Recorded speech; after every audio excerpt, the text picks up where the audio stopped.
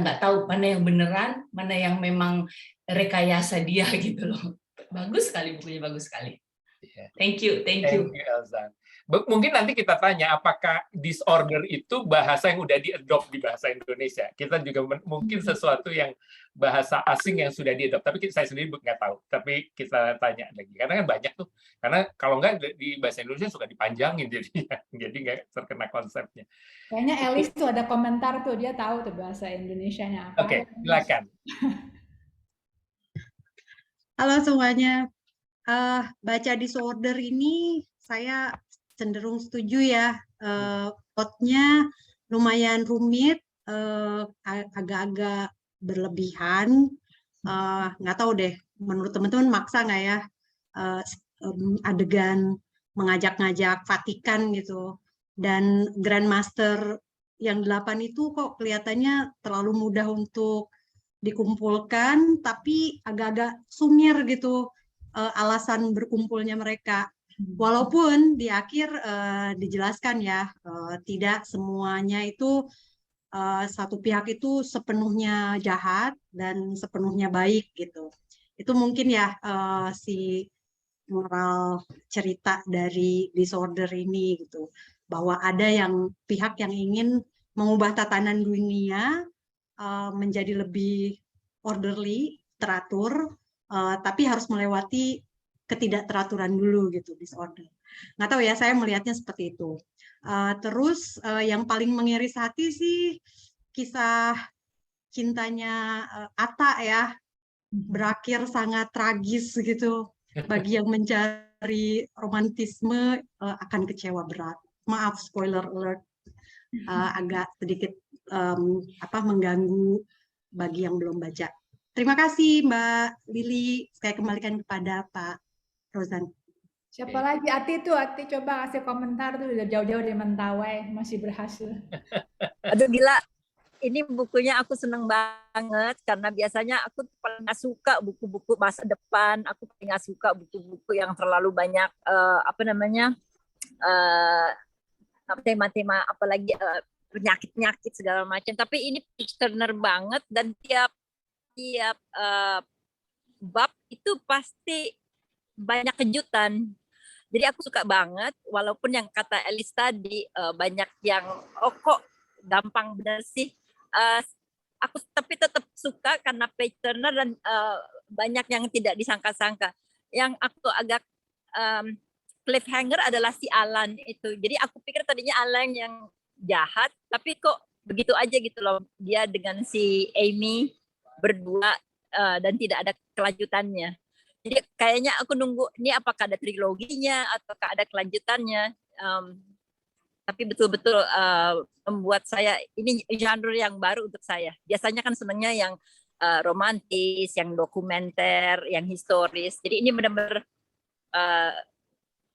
perkenalan untuk genre yang baru untuk aku. Terima kasih banget. Seneng nih bacanya selama sebulan terus saja. Habis. Thank you. Ya mungkin itu salah satu ide nanti buat dia karena penulis ini selalu bikin sequel. Jadi yang terbaru dia bikin Dayon, sekarang udah keluar Sabainya. Yang Imperia itu menjadi 3 sequel walaupun rencana awalnya tidak begitu. Mungkin salah satu yang pertanyaan-pertanyaan yang keluar akan memberikan ide dia untuk menjelaskan hal yang banyak karena memang sangat sangat banyak yang berusaha ditampilkan dalam buku ini dan topik-topiknya. Bahkan dalam penentuan genre-nya aja sampai 4 macam genre yang ada yang disebutkan dalam beberapa review yang dilakukan reviewer buku itu. Oke, silakan lagi Mbak Atun yang akhirnya sudah sampai selesai ya, Tun. Sampai jam 5:30 tadi masih I'm finishing it. Oke, silakan. Ini jujur satu kuping dengerin kalian, satu lagi udah masih membaca gitu, saking penasarannya. Jadi tadi Elis cerita apa, saya agak nggak dengerin deh, saya baca. Bagus sekali dan benar-benar saya tuh baru dapat bukunya tuh kemarin. Walaupun Lili udah bilang ada online version tuh, saya masih senang pegang kertasnya. So emang sih. Lebih enak buku. sangat-sangat menarik.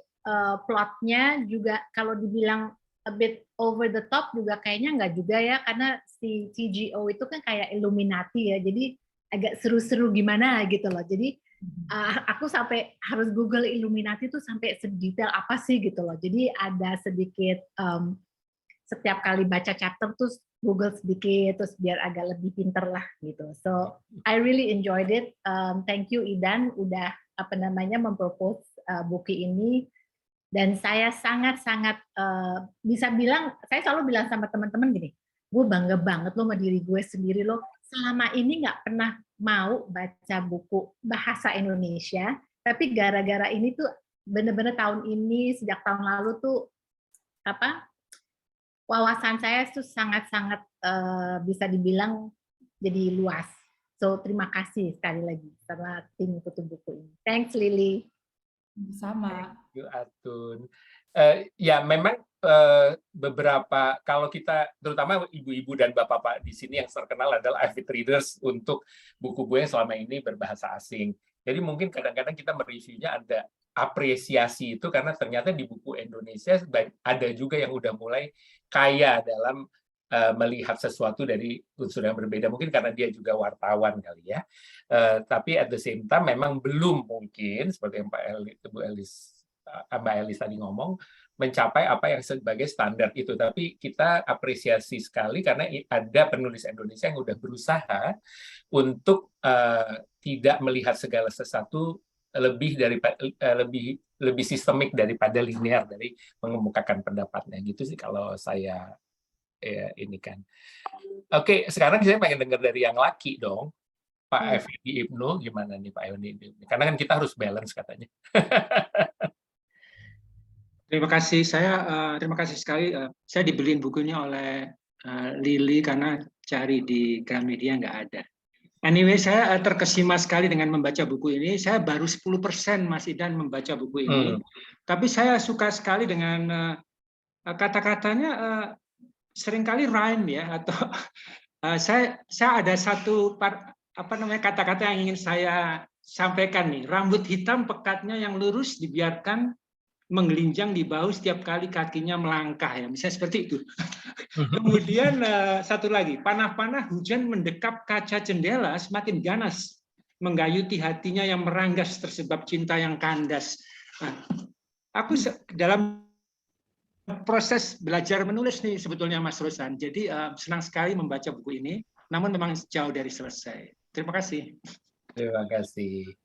Satu lagi Mas Wido, apa kabar Mas Wido? Dia sempat baca belum Wido? Dia baru aku ajak ini. Masih mute Mas Wido. Masih mute, Wid. Wido Mas mute, Wido. belum nyala mikrofon. Wido, you're muted. Tuh, diteriakin kakaknya tuh. Saya terus terang aja baru diajak kemarin sama Lili, jadi sebenarnya belum tahu sebenarnya. Iya. Jadi belum bisa kasih komen karena baca bukunya pun juga belum. Oke, thank you. Udah mau Begitu, datang, kasih. Masih diundang. kita pindahin ke thank you. Kita pindahin ke Bu Inggita. Gimana pendapat Bu Inggita, Bu Inggita? Silakan.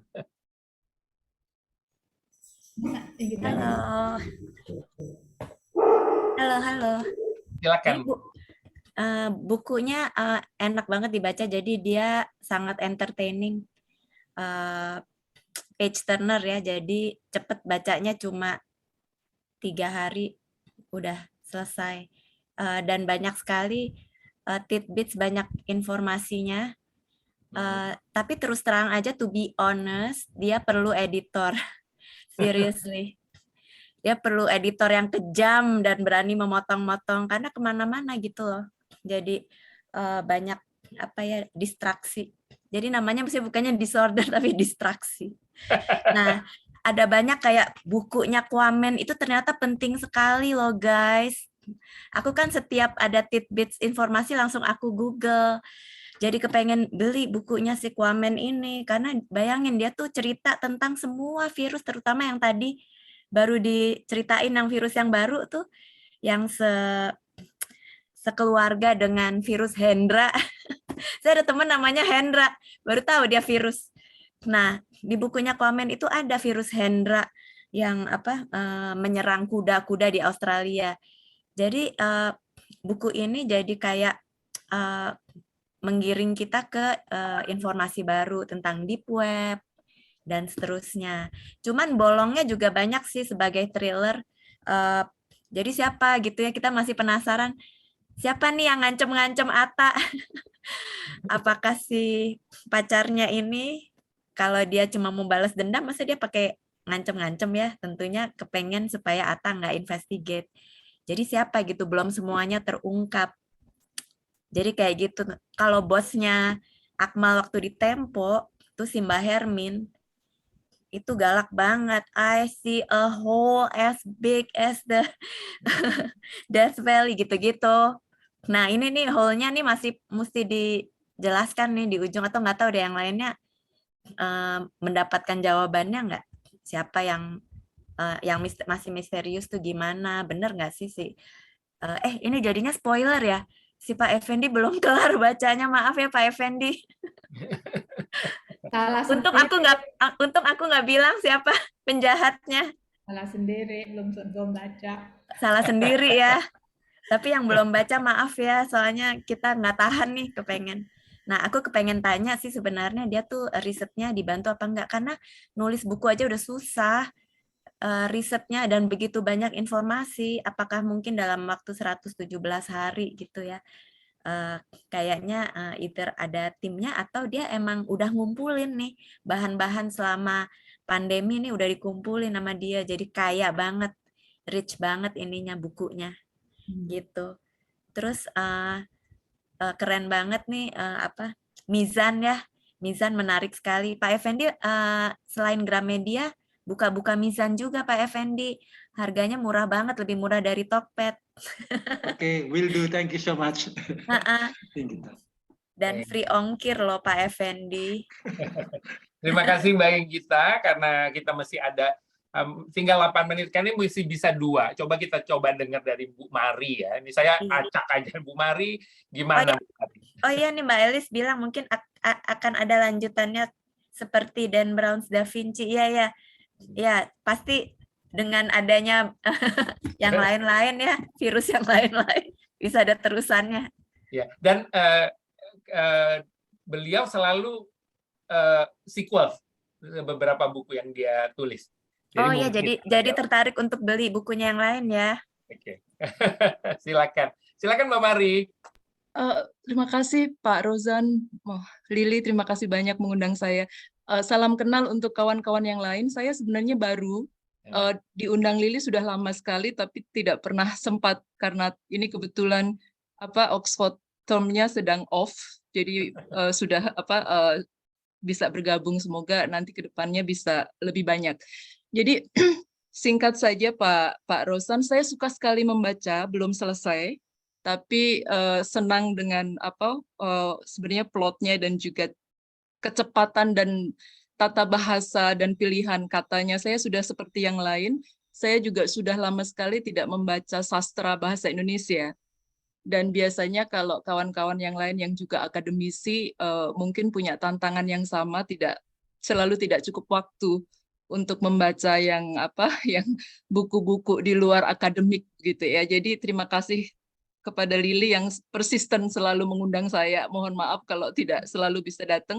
Saya senang sekali dan belajar tentang storytelling begitu, karena kalau di dunia akademisi juga yang paling utama kita selalu tidak mampu melakukannya dengan mudah adalah storytelling di dalam sains itu sendiri. Jadi itu saya belajar dan saya mengirim informasi buku ini juga kepada kawan-kawan akademisi lain lah di sini. Thank you, Bu. Oke, siapa satu lagi ya? Saya salam senior kepada kakak saya, Caya Fairi. Silakan, ada komen nih Caya. Mute, masih mute nih. Sorry, masih mute. Oke. Belum ya, nah oke, silakan, sekarang baru bisa. Saya juga kebetulan sudah dapat buku dari Berbareng Dini, ada temennya Ati yang very kindly bawa ke London. Tapi juga bacanya belum selesai, baru sampai bom waktu. Jadi nggak apa-apa spoilernya, jangan feel guilty. Kita terus, karena seru sekali bukunya. Juga betul-betul saya setuju ini page turner, irresistible page turner, if I can say that. Tapi juga karena saya slow reader dan penggemar Netflix, saya bisa lihat ini buku one day mungkin jadi serial, hopefully. Seru banget, jadikan film ataupun jadi serial TV. Very, very interesting, very entertaining. Itu aja, Idan. Terima kasih, Nicaya. Oke, kalau gitu masih ada satu waktu lagi karena kita jam 9 masuk. Mungkin di samping yang mau volunteer, mau tunjuk tangan, silakan. Karena tapi Mbak Sasha, mungkin saya tadi lihat ada Mbak Sasha Yusyareh ya. Silakan Mbak Sasha, apa yang mau dikomen nih Mbak Sasha? Halo, selamat malam. Halo Lili. Saya sudah baca buku ini tapi belum selesai terus terang. Tapi untuk beberapa yang bagian sudah saya baca sangat nyaman untuk dibaca ya, bahasanya enak, page turner semua juga udah bilang, dan genre-nya juga baru. Dari selama ini kita banyak sastra yang agak berat-berat ya Li ya. Kali ini ya pop novel ya, boleh bilang agak populer gitu ininya, stylenya. Nggak apa-apa, spoiler alert, karena memang saya agak telat bacanya ini, tidak serajin, sama seperti Mbak Caya, kebanyakan nonton Netflix, jadi kurang banyak membaca. Tapi terima kasih udah pilih buku ini, karena ini jadi memperkaya hasanah buku Indonesia yang kita baca di Kutu Buku Club. Gitu aja. Thank you, Rozan. Ya, thank you. Jadi saya kembali melaksanakan tugas untuk, karena ini udah jumlahnya udah lebih banyak. Tadi salah satu yang Lili ingetin adalah tata cara kita ini, maaf kalau saya ulang lagi karena jadi karena masih ada yang baru masuk, jadi aturan main Zoom Kutu Buku yang diatur oleh foundersnya, yaitu kita harus nyalakan video selama diskusi. Tentunya ini tergantung situasi teknis juga, tapi diupayakan.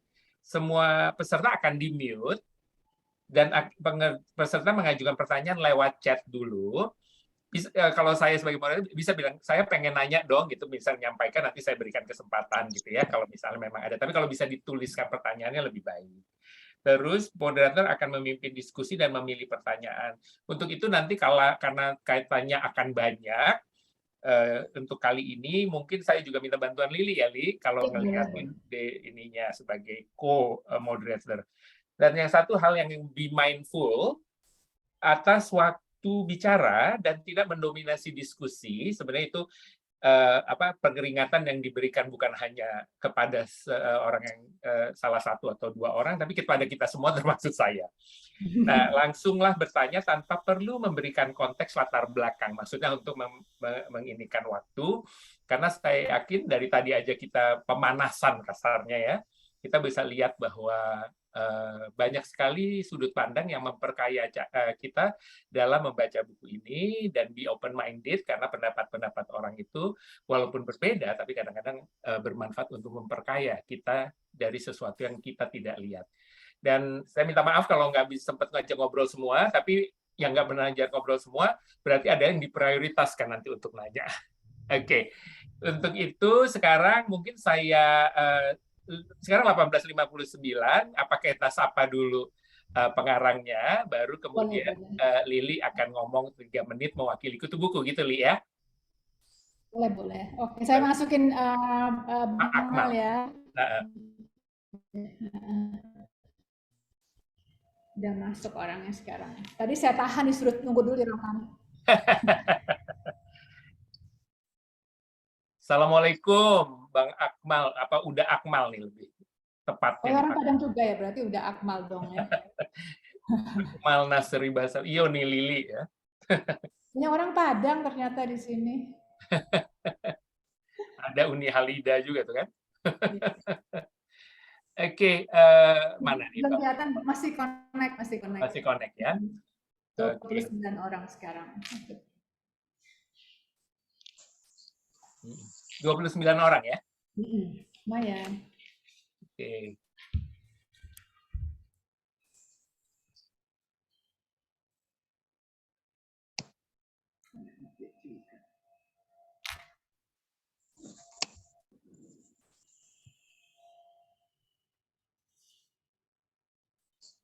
Sudah connect? Masih belum tuh. Di mana dia ya? Kelihatannya masih connecting to audio terus. Oke. Oke.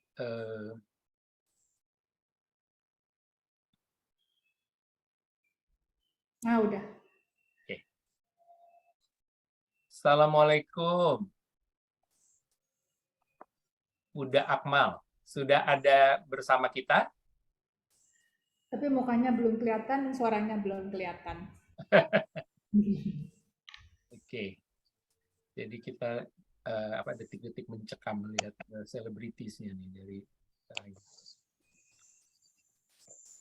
Bang, sudah bisa buka videonya. Oke. Kecuali yang ada masalah teknis, kalau ada ini kita buka videonya, terus kita mulai akan berdiskusi.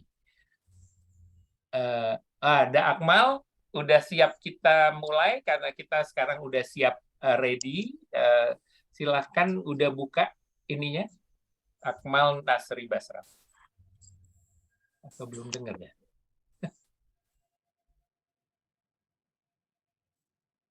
Halo.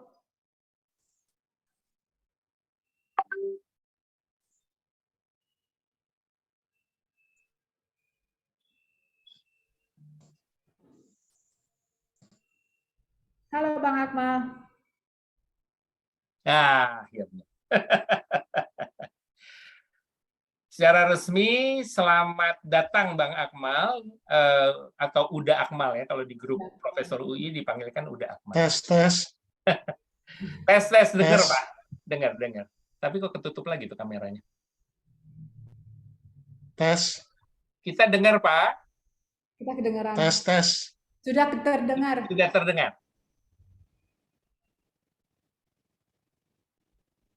Ternyata Bang Akmalnya belum dengar. Halo. Dia yang nggak bisa dengar kita kayaknya. Oh gitu ya.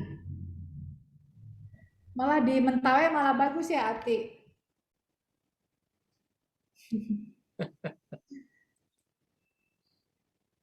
Oh itu dia. Udah Akmal, bisa dinyalakan videonya, mikrofonnya.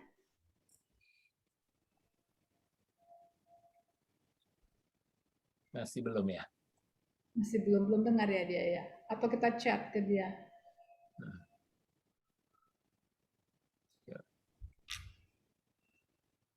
Bisa di-unmute. Katanya ada masalah ya.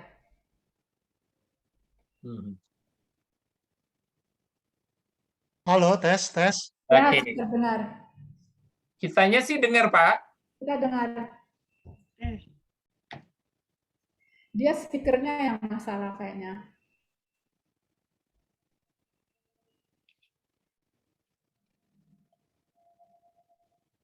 Halo. Kami dengar Pak. Nggak dengar. Tapi suara Pak Idan nggak kedengeran sama saya. Oh. Berarti speakernya itu di sana mungkin. Apa mau pakai? Suara Mbak Lili nggak kedengeran sama saya. Oh. Speakernya Pak aja kali pakai What is headset. happening here? Speakernya aja. Atau Lili mau pakai? tulis di chat aja Lili, jadi bisa dia baca. Oh, oke. Udah baca. Halo. Sudah kedengeran? Sudah kedengaran. Kami Oke. dengar Pak. Oke, makasih. Terima kasih. Udah dengar ya? Oke. Formally welcome ya. Selamat datang. Assalamualaikum warahmatullahi wabarakatuh, Akmal. Ya. Akhirnya kita bertemu. Tadi kita udah excited setengah jam sebelumnya. berbicara mengenai buku yang majority mengatakan interesting untuk didiscuss gitu ya. Mungkin kalau pada nulis buku udah bisa lihat CV-nya, jadi saya tidak berlama-lama menceritakan tentang siapa Da Akmal ini. Saya juga kenalnya online selama pandemi karena kita ada di dalam satu grup profesor menulis puisi. Walaupun kita bukan profesor, tapi kita dimasukin di grup itu sebagai pengajar UI. Nah, berarti sekarang Da Akmal, saya akan memperkenalkan kutu bukunya, tapi melalui orang yang sebenarnya berinisiatif dengan beberapa teman dekatnya membuka kelompok kutu buku yang ternyata perlahan-perlahan sudah menjadi sebuah kelompok yang konsisten melakukan ini. Silakan Li, langsung aja ya. Selamat malam teman-teman semua. Selamat malam Bang Akmal yang sudah bersedia untuk datang ke sini. Nama saya Lili Yunus Van Bunik. Saya dulu bersama teman SMA saya dari SMA 3 yang namanya Indrina Basarah. Itu kita lagi dalam pandemi itu kita pikir kita ingin punya kutu buku klub ya gitu. Jadi karena banyak waktu pada saat itu. Nah, pertemuan pertama itu kita lakukan di Juni 2020. Waktu itu buku pertamanya dari Laksmi Pamuncak. Nah, kenapa sih alasannya kami berdua waktu itu bikin klub baca kutu buku? Saya dan Indrit itu tinggal di luar negeri lebih mungkin dari 20 tahun. Jadi kita menyadari betapa minimnya sebetulnya pengetahuan saya atas pengarang Indonesia. Jadi bersama-sama dengan Indrina yang juga sama-sama bersuami orang asing, sehari-hari kita banyak bicara bahasa Inggris. Jadi terbiasanya juga membaca buku bahasa Inggris. Nah, kami ingin memperkuat pengetahuan atas bahasa Indonesia dan membaca buku-buku bahasa Indonesia, serta juga mengapresiasi pengarang-pengarang kita. Nah, dan utama bonusnya adalah jadi mengerti sekali Indonesia dan sejarahnya dan lain-lain. Dari anggotanya, mula-mula kita punya 12 orang, yang 2 wanita yang antar lintas usia dan lintas industri, antara lain di sini ada Mbak Saza, ada Mbak Natalia Subagio, ada Inggita Sutanto, Noto Susanto, ada Halida Hatta, ada Yuli Ismartono. Pokoknya 12 orang pertama ini kita membaca buku sama-sama dan pelan-pelan kita kembangkan lagi. Dan di bulan akhir kira-kira tahun ini kita mulai mengundang para laki-laki untuk ikut memeriahkan kutu buku. Gitu. Jadi formatnya sih kita sebulan sekali kita baca buku, tiap hari Rabu kedua kita ketemu melalui Zoom. Terus kita undang pengarang-pengarang Indonesia yang udah pernah datang ke sini, antara lain ada Lela Kudori, Laksmi Pamuncak, terus ada Todu Mulia Lubis. Terus kita juga bulan lalu beruntung sekali bertemu dengan pengarang legendaris dari Ronggeng Dukuh Paruk, yaitu Pak Ahmad Tohari. Jadi kita semua ini semuanya cinta buku dan kita semuanya secara volunteer untuk datang dan berbagi cerita. Tapi tentunya mungkin jangka panjangnya ini bisa berkembang menjadi sesuatu yang lebih baik, yang tujuannya untuk meningkatkan mungkin memasyarakatkan membaca buku lebih luas lagi. Saya rasa itu aja dari saya. Terima kasih. Oke, thank you Lili.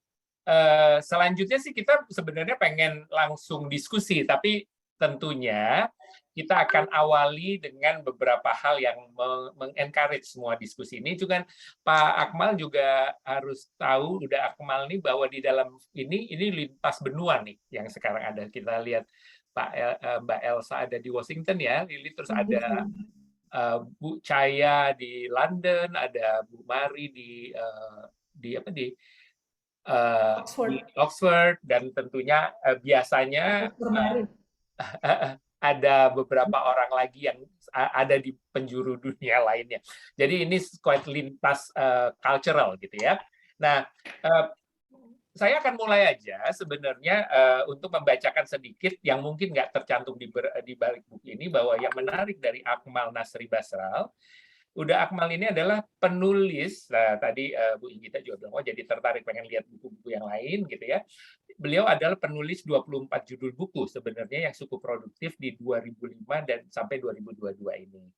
Beliau sebenarnya dasarnya adalah wartawan, jadi kita bisa lihat ya, kemampuan investigasinya memang sangat nyata di banyak bukunya. Beliau pernah menang dalam fiksi utama Islamic Book Fair, dalam buku Sang Pencerah itu tentang salah satu pahlawan yang diadopsi ke film ya, kalau nggak salah. Ya. Terus penulis buku produktif Republika Penerbit 2020. Nah, yang award ini berhubungan dengan hari ini, beliau memenangkan, Akmal ini memenangkan National Writers Award 2021 dalam fiction kategori, untuk fiction kategori dari Satu Pena. Nah, buku ini yang kita sama-sama tulis dengan baca bersama-sama, yaitu Disorder, yang kebetulan pada waktu Lili nanya, dan buku apa lagi ya, gue bilang coba deh baca buku ini, dan ternyata appreciated buku ini, dan kita mau benar-benar langsung bertanya. Dan tentunya dalam namanya juga tentunya nggak semuanya dalam bentuk persetujuan ya Pak, tapi tentunya memperkaya sama-sama. Dan yang paling pasti buat saya sangat belajar, dan saya rasa semua orang yang ada di sini juga akan belajar. Dan sekarang juga ada finally Scarlet Pen Award 2022, Best Crime Novel and Best Novel of the Year. Itu Scarlet Pen Award itu dari Indonesia atau dari mana tuh, Akmal? Dari Indonesia. Tapi Indonesia. Saya finalis ya, bukan pemenang ya. Ya tetap aja kalau udah sampai finalis kan udah hebat lah. Yang pemenangnya itu tadi karya Pak Todung, Bang Todung. Oh. Jadi yang pernah dibahas di sini juga di Kutu Buku. Oke, jadi the finalistnya ya, untuk buku Disorder ini juga atau buku yang lain? Ya, Disorder. Oke, saya akan coba mulai sebenarnya untuk buying time. Sebentar, saya boleh ini nggak interupsi ya? Silakan. 1 menit. Barusan saya dapat japri dari Profesor Mia Lauder, dari Pak Saiful Bahri, Badan Bahasa NTT, katanya masih belum bisa masuk tuh. Oh iya. Nah, coba dicek lagi, katanya masih pada antri. Lanjut, Bang Idan. Oke. Wah, menarik sekali ini. Semua orang pada ingin dengar sama-sama dan diskusi ya. Kalau gitu, tetap aja nggak bisa, Saiful. Oke, Bu Profesor Mira dari grup ya. Oke, no worries. Sambil kita lihat proses connection-nya, tapi mungkin bisa ini menghemat waktu, kita akan bertanya sebagai pembuka aja. Kecuali kalau Bang Akmal ada yang ingin disampaikan, apakah nunggu jawab pertanyaan saya, apa akan yang disampaikan terhadap respon yang Ibu Lili barusan kemukakan? Silakan. Ya, respon dulu ya, karena saya diundang oleh Kutu Buku, saya mengucapkan terima kasih dulu ya. Jadi saya dikirim juga oleh Bu Lili ya, daftar yang sudah mengisi, daftar yang akan mengisi sampai akhir tahun. Jadi saya merasa terhormat lah ya, apalagi saya dapat di bulan Agustus ini ya, bulan kemerdekaan ya. Jadi bulan untuk kita semua sebagai pengarang Indonesia dengan karya sastra Indonesia, dan kebetulan saya juga tokohnya ini di Disorder ini kan orang Indonesia ya, orang Indonesia dan perempuan pula gitu loh. Kok novelis cowok tapi tokoh protagonisnya cewek gitu. Jadi saya terima kasih, itu aja sih. Nanti selanjutnya terserah Bang Idan sebagai moderator. Jadi hati-hati nih pada kenapa protagonisnya itu ya, gitu. Karena di sini tentunya sambil mereview juga ada Bu Halida Hatta, Putri Proklamator, di bulan Desember ini di bulan Agustus ini menyempatkan diri juga untuk ikut Bu Halida. Oke, ya. Sebenarnya tentunya buat saya sendiri secara knowledge, pada waktu saya banyak melakukan research untuk acara hari ini, Lili minta tolong untuk saya jadi moderator yang masih amatir, jadi saya akan pengen menggunakan kesempatan untuk ini pada waktu penentangan apa nih bilangnya, kalau bahasa Indonesia harusnya dibaca genre ya. Nah, itu dicantumkan bahwa Disorder ini sedemikian beragam masuk kategorinya, yaitu political thriller, pandemic apokaliptik, dan science fiction gitu ya. Terus satu lagi bahkan dikatakan syarat dengan juga ada bumbu romansnya gitu ya. Nah, mungkin pertanyaan saya Kenapa bisa begitu ya, Pak? Apa sebenarnya yang ada di benak seorang penulis? Kan ini yang bikin menarik, karena banyak juga sini yang pada pengen cita-cita jadi penulis. Sehingga plotnya agak cukup banyak waktu dimasukin ke kategori. Jadi ini pertanyaan curiosity dan pengen tahu apa yang ada Bapak lakukan, dan mungkin apakah ini ada kaitannya dengan background Bapak juga, Uda Akmal ya, jangan Bapak ya, Uda Akmal sebagai penulis, sebagai wartawan dengan background wartawan. Di Gatra dan di Tempo ya kalau nggak salah Pak ya. Iya. Dan di Republika ya. Silakan. Enggak, Republika nggak pernah. Kalau di medianya nggak pernah. Cuma ada beberapa buku saya diterbitkan oleh Republika penerbit ya.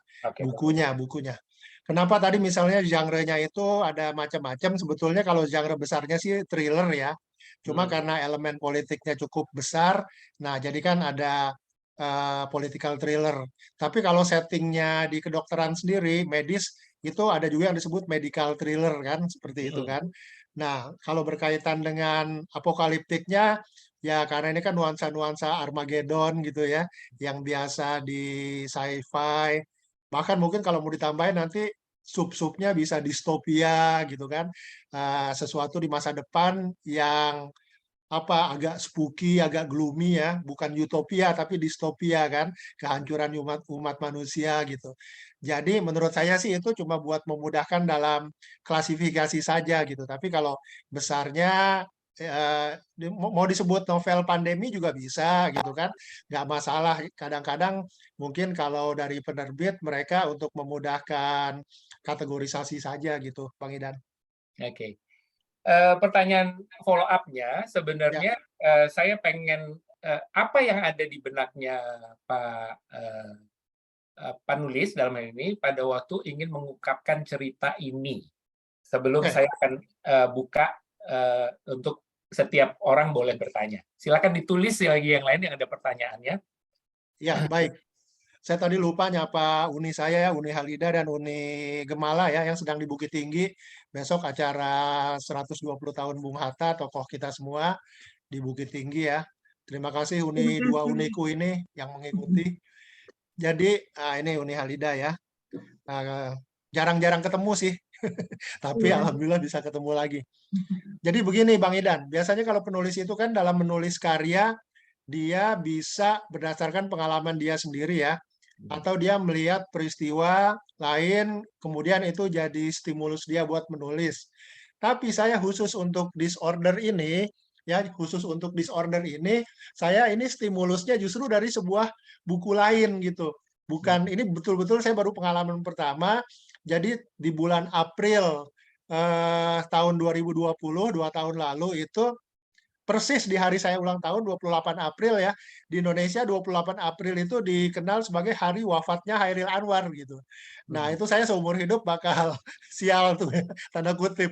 Nggak pernah bakal dikenal hari lahir saya, tapi hari wafatnya Chairil Anwar, karena Chairil Anwar lebih besar ya sebagai seorang sastrawan gitu.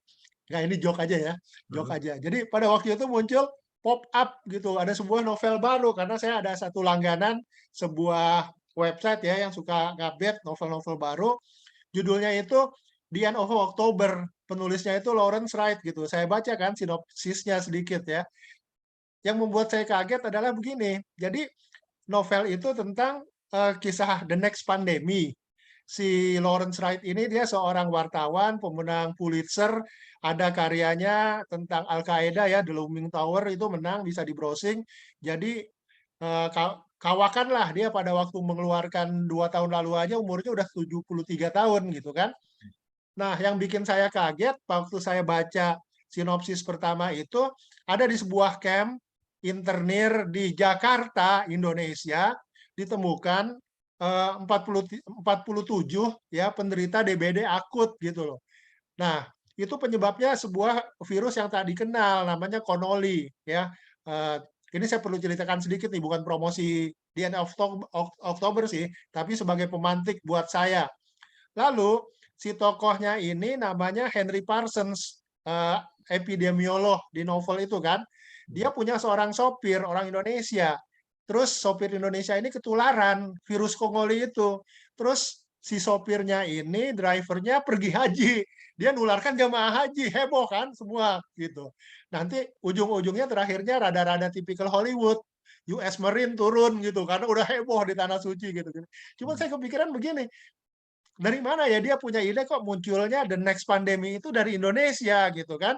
Saya rada terusiknya di situ tuh. Jadi kalau nanti teman-teman semua mau browsing tentang The End of October-nya Lawrence Wright, itu seperti itu gitu. Nah, kemudian setelah berjalan sebulan, saya bisa baca lebih banyak ya. Kemudian saya diskusi nggak sengaja sama salah seorang penerbit, bosnya ya, Pak Salman Faridi ini yang punya CEO-nya Bentang Pustaka, bukan yang punya ya, CEO ya, yang CEO-nya. Terus rupanya dia juga mulai baca di End of October itu. Saya bilang, Mas, ini kok aneh ya, dia menulis tentang Indonesia sebagai awal pandemi masa depan gitu. Ini logikanya apa? Meskipun tentu saja sebagai sebuah fiksi kan, boleh-boleh aja mau dimunculkan dari mana aja kan. Cuma kalau saya merasa ini kayak underestimate atau ada semacam sebuah sinisme nih menjadikan Indonesia pusat pandemi berikutnya. Itu yang awalnya tuh. Terus saya pikir gini, wah kalau karya ini kan harus kita lawan dengan karya juga kan. Kita nggak cuma protes-protes aja di Twitter, di apa, gaya-gaya seperti influencer atau buzzer ya, yang kurang bagusnya gitu. Buat saya tuh karya harus dengan karya gitu. Nah, saya ingin membuat sebuah karya tandingan, bukan saya balikin dari Amerika sih, itunya, virusnya gitu. Tapi saya ingin berdasarkan algoritma yang saya coba, lihat dari pandemi-pandemi sebelum COVID ya, beberapa.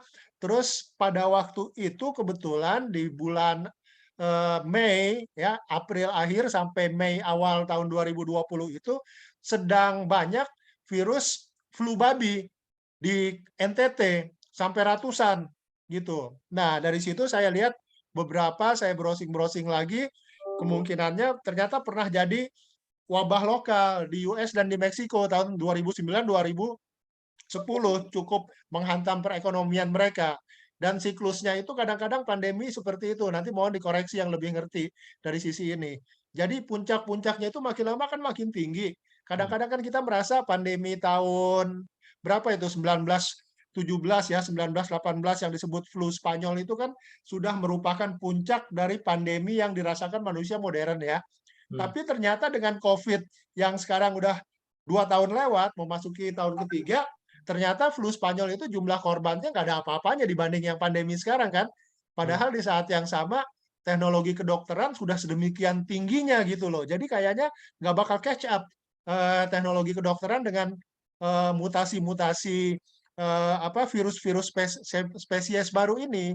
Cuma yang selalu jadi debat itu kan gini, apakah ini betul-betul dari alami, pandeminya alami, ya, atau ini sebuah bagian dari yang sekarang dianggap perang biologi kan, sesuatu yang di di engineering, direkayasa genom-genomnya si virus ini gitu.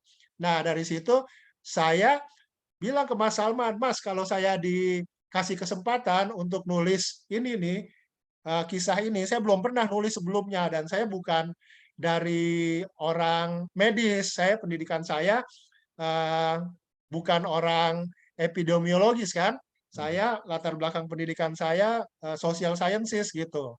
S1 saya di bidang sosiologi, terus postgraduate-nya Islamic Economic, nggak nyambung kan.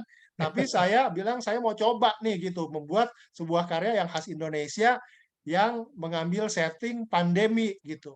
Saya buatlah versi 5 bab pendek, terus saya share ke 4 orang yang menurut saya sangat paham tentang ini. Di belakang novel ada tuh kalau udah baca sampai selesai ya. Jadi ada pakar biologi molekuler dari Harvard ya, ada seorang ahli bakteri dan ada seorang ahli sosiologi perkotaan lah ya. Jadi saya mau coba gabungkan itu. Mereka kemudian memberikan masukan terhadap 5 bab pertama saya itu, Bang Idan.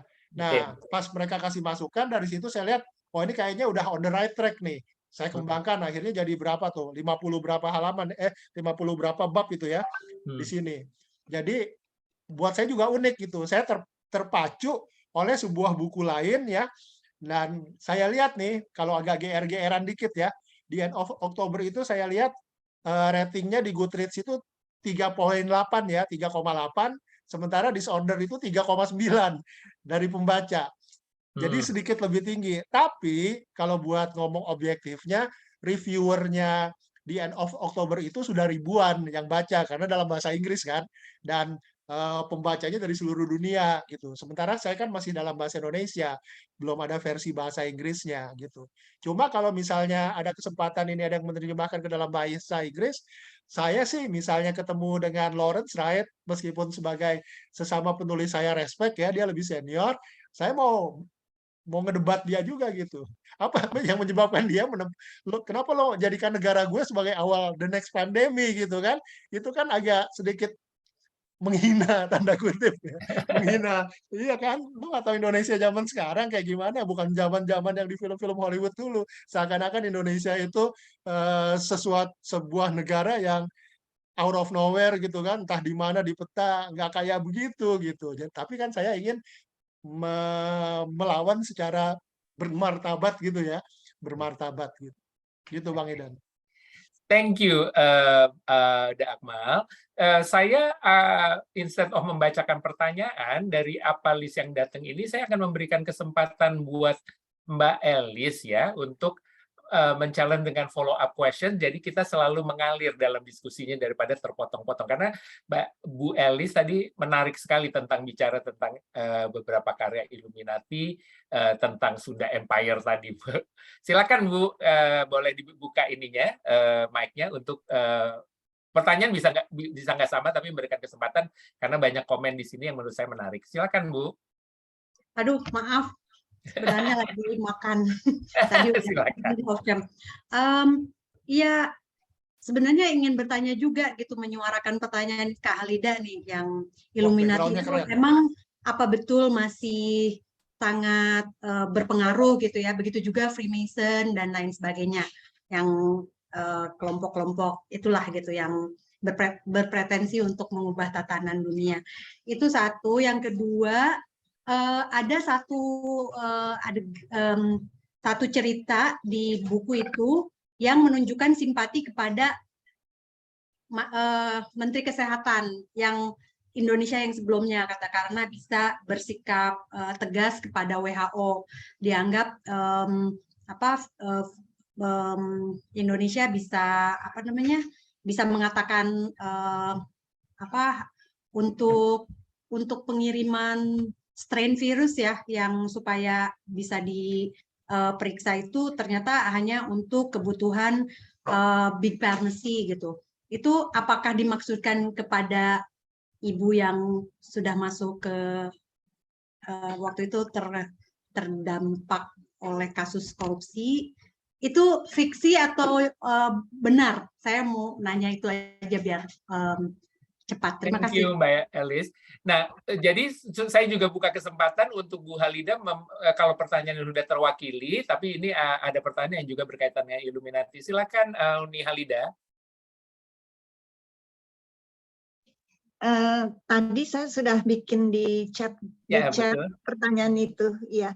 Memang sangat menarik, sangat intelligence-nya tuh luar biasa sampai dan juga pemahamannya tentang apa gerakan atau tentang begitu banyaknya wabah itu virus, hebat sekali. Dan saya juga senang bahwa Ibu Menteri Kesehatan yang itu disebut karena memang dia sangat gigih mengatakan bahwa virus kita dijual padahal kita bisa bikin obat sendiri, tapi kemudian kita harus membeli. Ya, itu benar-benar satu hal yang tidak dibuat-buat, ternyata itu memang ada banyak sekali permainan dan itu menarik. Mungkin bisa dijelaskan lebih secara investigatif gitu. Pokoknya saya kagum sama ini. Terima kasih Uni. Jadi juga selamat ya atas acara peringatan untuk Bapak Besar kita di. Terima kasih. Silakan Da Akmal dijawab pertanyaan yang sangat menarik dan mendasar itu. Silakan.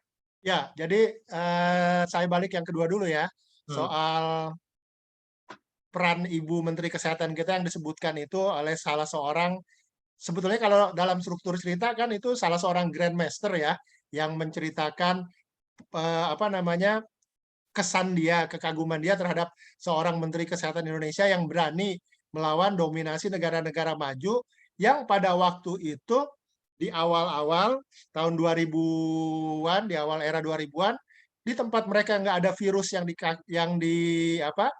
mewabah, tapi mereka melakukan stockpiling terhadap vaksin gitu, sehingga habis di mana-mana kan. Indonesia aja sampai dibantu oleh Vietnam kalau nggak salah, atau Australia gitu ya, untuk bisa mendapatkan itu. Padahal negara-negara yang menjadi korban bukan di negara mereka gitu, bukan di negara-negara kaya itu, tapi mereka menyimpan dulu, menimbun dulu ya, stockpiling dulu di situ gitu. Nah sebetulnya yang diambil hanya yang itunya aja nih oleh seorang tokoh yang di organisasi rahasia yang disebut Grandmaster itu, yang menurut dia bilang, wah ini berani nih seorang menteri kesehatan dari negara berkembang melawan dominasi WHO dan negara-negara kaya yang bisa langsung memborong vaksin dari apa namanya, pasaran gitu. Tapi itu juga sekaligus menunjukkan bagaimana sebetulnya disorder itu udah terjadi sejak awal. Tidak ada keseimbangan, tidak ada sebuah proporsi di mana seharusnya kalau kita berdasarkan prinsip keadilan ya, daerah yang harusnya terpapar, yang punya pasien lebih banyak itu kan harusnya mendapatkan alokasi vaksin yang lebih banyak gitu. Nah ini memang yang idealnya kan. Jadi masuknya itu konteksnya ke situ ya, bukan berarti pembenaran terhadap seluruh strategi si Ibu Menteri Kesehatan secara keseluruhan, apalagi berkaitan dengan kasus korupsinya yang belakangan ditimpakan kepada beliau, nggak sama sekali gitu. Seperti juga kalau misalnya dibaca di situ ada tokoh yang lain bilang, kan Indonesia itu sebetulnya udah hebat loh. Kalau waktu itu tidak ada tragedi Challenger 1985, Columbia itu terbalik ya, tragedi Columbia ya. Tahun 86 itu Ibu siapa namanya? Pratiwi Sudarmono ya, ahli biologi kita sudah berangkat kan harusnya pada waktu itu gitu, di tahun itu. Jadi sebetulnya kemampuan cendekiawan-cendekiawan Indonesia untuk jadi astronot sipil itu juga sudah memenuhi syarat seperti itu gitu. Nah, kenapa ini berkaitan dengan kelompok-kelompok rahasia ini? Apakah saat ini memang masih relevan seperti itu? Kalau feeling nih, saya nggak punya data ya. Kalau feeling saya sih masih ada seperti itu gitu. Meskipun mungkin tipikalnya tidak seperti Illuminati ya, tidak seperti Freemason yang kalau sekarang itu kelihatannya seperti dongeng kan. Tapi setiap masa saya yakin itu pasti ada kelompok-kelompok yang merupakan antitesa dari kelompok-kelompok yang terlihat. Seperti halnya dunia kan juga gitu. Dunia fisik yang kita lihat ini kan nanti juga ada multiverse-nya juga kan, yang tidak terlihat seperti itu gitu. Nah, cuma supaya nggak terlalu ngawur, saya coba cari benang merahnya apa yang bisa menjadikan ini merupakan sebuah kisah yang sampai ke 1 abad sebelum 2026. Kenapa saya menetapkan 2026 sebagai setting cerita? Ini spoiler nggak ya bagi yang belum baca? Mudah-mudahan nggak spoiler ya, Bang Idan ya. Karena sebagian besar mungkin sudah baca. Tapi kalau yang belum baca, ya mohon maaf ya, saya barusan keceplosan. Ini sisi science fiction-nya bukan terjadi di tahun ini, bukan terjadi di tahun 2020 ketika terbit, tapi di masa depan. Di situ saya sudah sampaikan ada 10 peristiwa yang akan terjadi di tahun 2020 ya, 2026. Bukan bagian dari cerita ya, tapi sebuah prediksi saintifik apa aja yang akan terjadi. Misalnya tren aquaculture, pemeliharaan ikan air tawar ataupun air laut yang akan menggantikan pasokan seafood alami juga akan jadi sebuah tren baru. Kemudian dari sisi pengobatan diprediksi ya, kita tetap harus ngomong prediksi karena kan belum kejadian. Untuk pasien demensia Alzheimer akan menemukan sebuah pengobatan baru di tahun 2026 itu yang membuat sebagian besar dari pasien yang saat ini susah diobati bisa mengurangi penyakitnya meskipun belum betul-betul tuntas. Ada lagi macam-macam lah ya yang saya sampaikan di situ berdasarkan riset. Bahkan saya menemukan ya sebuah arsip dari majalah Science tahun 60, ada 3 orang sarjana Jerman ya, von Fuster, terus ada siapa lagi, Bora, perempuan ya, ada satu lagi, saya lupa juga nama-namanya nih. mereka memprediksi di majalah Science ini, bukan majalah-majalah mistik, bahwa kiamat itu akan terjadi tanggal 13 November tahun 2026 gitu. Bahkan kalau itu kita mau browsing, naskah aslinya masih ada di situ gitu kan. Nah, tapi di bagian itu saya coret kan, yang di nomor 10. Karena menurut saya nanti disorder ini yang akan lebih hebat dari kiamat tahun 2026. Ya ini aja sih, ini trik-trik gimmick-gimmick aja ya. Jadi balik lagi ke masalah organisasi-organisasi rahasia itu tadi, saya menemukan sebuah benang merah bahwa dalam konteks konstelasi geopolitik internasional, saat itu kan memang di awal abad ke-20 itu sebetulnya pusat-pusat kekuasaan masih dari dunia lama ya, dari Inggris khususnya yang masih berkuasa ya sebelum Perang Dunia Kedua. Jadi dua perjanjian yang besar di Inggris, yaitu Deklarasi Balfour tahun 1917 dan Deklarasi Balfour tahun 1926, itu buat saya itu menjadi sebuah faktor yang bisa saya olah. Apa itu Deklarasi Balfour tahun 1917? Itu kesepakatan pertama pembentukan negara Israel. Nah, sampai sekarang kan negara Israel masih tetap jadi kontroversi sebagai sebuah negara. Ya, jadi dampaknya itu melebihi zamannya gitu. Kemudian yang kedua yang berkaitan dengan Deklarasi Balfour 1926 itu terbentuknya dominion dari Inggris Raya, negara-negara bekas jajahan Inggris, semua yang sekarang menjadi Commonwealth itu ya, itu kan disepakatinya tahun 1926 itu gitu. Nah, di sini fakta sejarah itu kemudian saya olah, tentu saya tambahkan dengan bumbu-bumbu imajinasi, namanya juga novel kan. Saya tidak menulis sebuah buku dokumenter ya. Jadi saya lihat nih jangan-jangan sebetulnya cara Inggris untuk melestarikan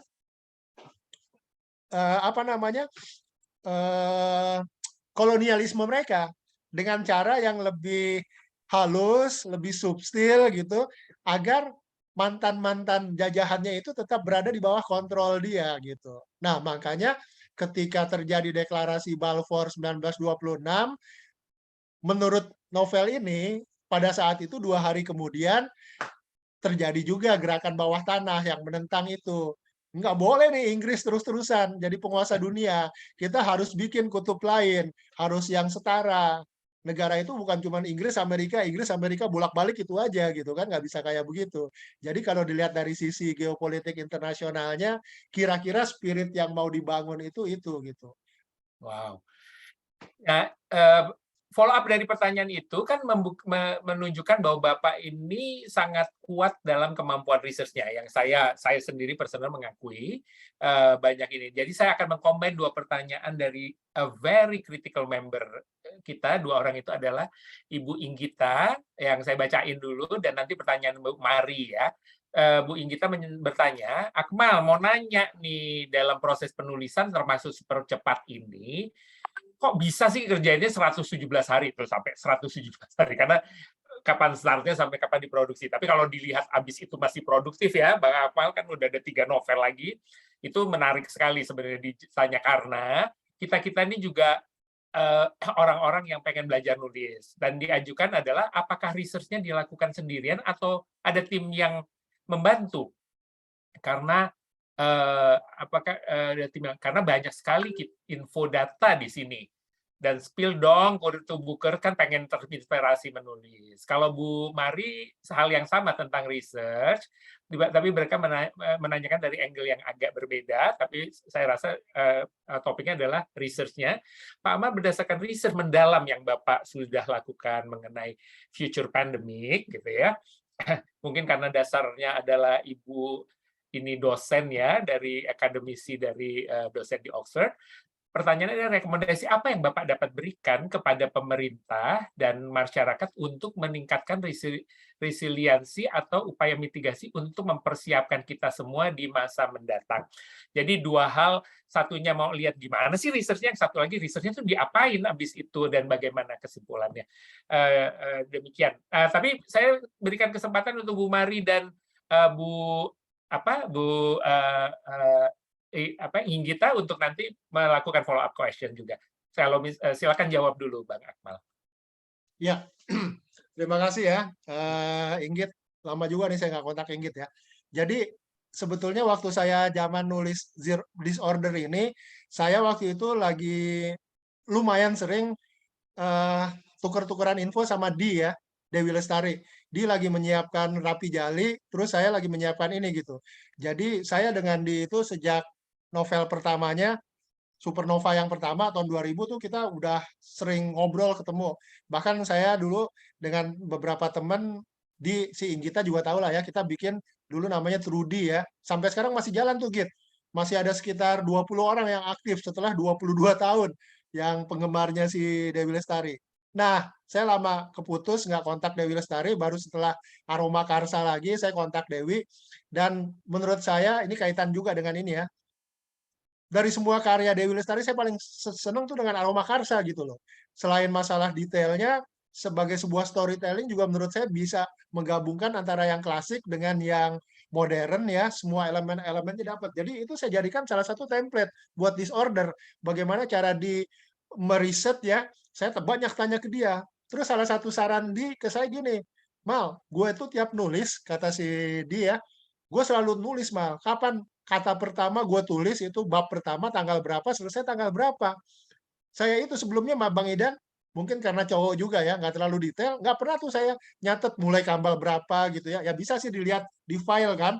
Tapi sejak di CD kasih saran itu, begitu saya nulis 1 Juni, saya catat tuh 1 Juni, selesai 25 September, sehingga bisa kehitung 117 harinya di situ. Itu karena kontribusi di Lestari ya. Saya nggak pernah sebelumnya nyatet-nyatet soal gitu tuh, kapan mulai, kapan selesai, dan dihitung seperti itu. Kalau dia bilang, semua buku gue tuh kayak gitu Mal, kata dia kan. Oke, itu berkaitan dengan proses penulisan. Bagaimana riset? Ya, alhamdulillah sebagai seorang penulis yang belum punya tim nih Bang Idan ya, mungkin nanti next time kalau DDI mau jadi support, mau jadi sponsor nih, ada bos DDI ini. Kami pikirkan. Ada bos DDI soalnya kan. Ya jangan ngurusin BUMN aja dong, penulis juga dong. Atau kita tulis ada apa di belakang BUMN. Iya, ya kita bikin fiksinya gitu. Jadi saya masih sendiri, Git. Semuanya saya riset sendiri. Tapi nggak dari nol, dalam arti saya udah punya beberapa folder berdasarkan minat-minat saya sebelumnya yang berkaitan dengan misalnya tema-tema seperti tadi ya, Secret Brotherhood tuh seperti apa gitu. Saya udah punya beberapa buku-buku yang juga buat jadi rujukan saya gitu. Jadi saya tinggal inget-inget aja tuh filenya apa di sebelah mana, saya tinggal lebih strategis lah. Saya kira kita semua juga begitu ya, karena saya yakin di sini banyak yang kualitas pendidikannya lebih jago dari saya, lebih tinggi dari saya, dan lebih rajin menulis risalah ilmiah yang sifatnya saintifik ya. Kan kita biasanya tuh ingat ya, ini di buku mana, ini di buku mana gitu. Jadi kita nggak mulai dari nol. Tapi untuk beberapa hal yang memang harus dari awal kita lakukan, ya kadang-kadang saya beli bukunya ya, seperti yang untuk epidemiologi itu ya, spillover itu menurut saya itu buku yang sangat bagus gitu. Kalau yang kayak begitu baru saya harus punya bukunya tuh. Baru saya hunting beli beneran ya buat riset gitu. Nah, tadi tentang mitigasi, apa yang harus dilakukan pemerintah kita? Berdasarkan hasil riset saya, ternyata di kalangan epidemiolog ini, berdasarkan hasil riset saya ya, tampaknya di antara mereka ada semacam konvensi atau kesepakatan bahwa mereka itu punya kesepakatan gini nih. Sebetulnya pandemi ini akan terus muncul. Sehebat apapun teknologi kita, sejago apapun kita mengantisipasi, pada satu waktu dia akan muncul dan dia meledak. Masalahnya kita nggak tahu kapan itu kejadiannya gitu. Jadi satu-satunya pertanyaan adalah tanda tanya itu kapannya.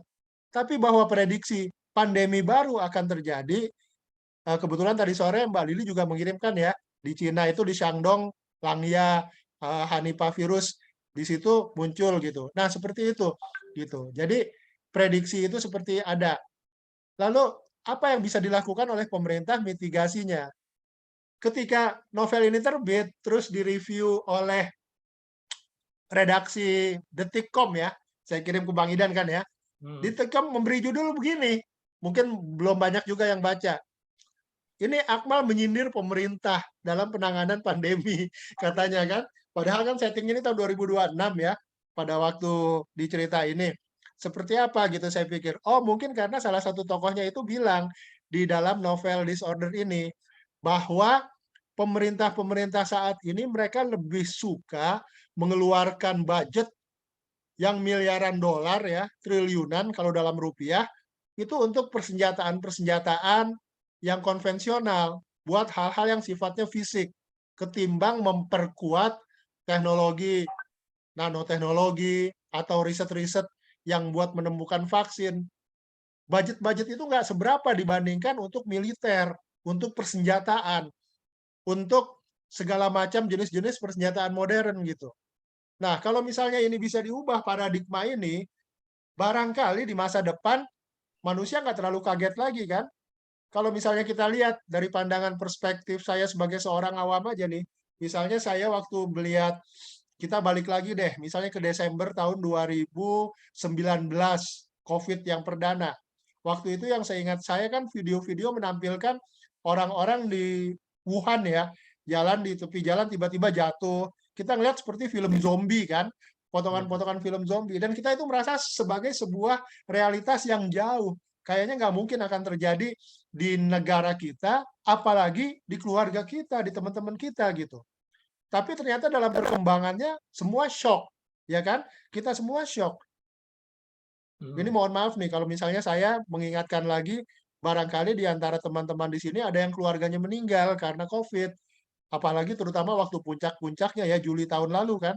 Begitu banyak setiap hari kita dengar kabar, ya orang-orang yang kita kenal, sahabat-sahabat, keluarga dekat, keluarga kandung. Ada sahabat saya juga, saya nggak tahu di sini udah ikut apa belum.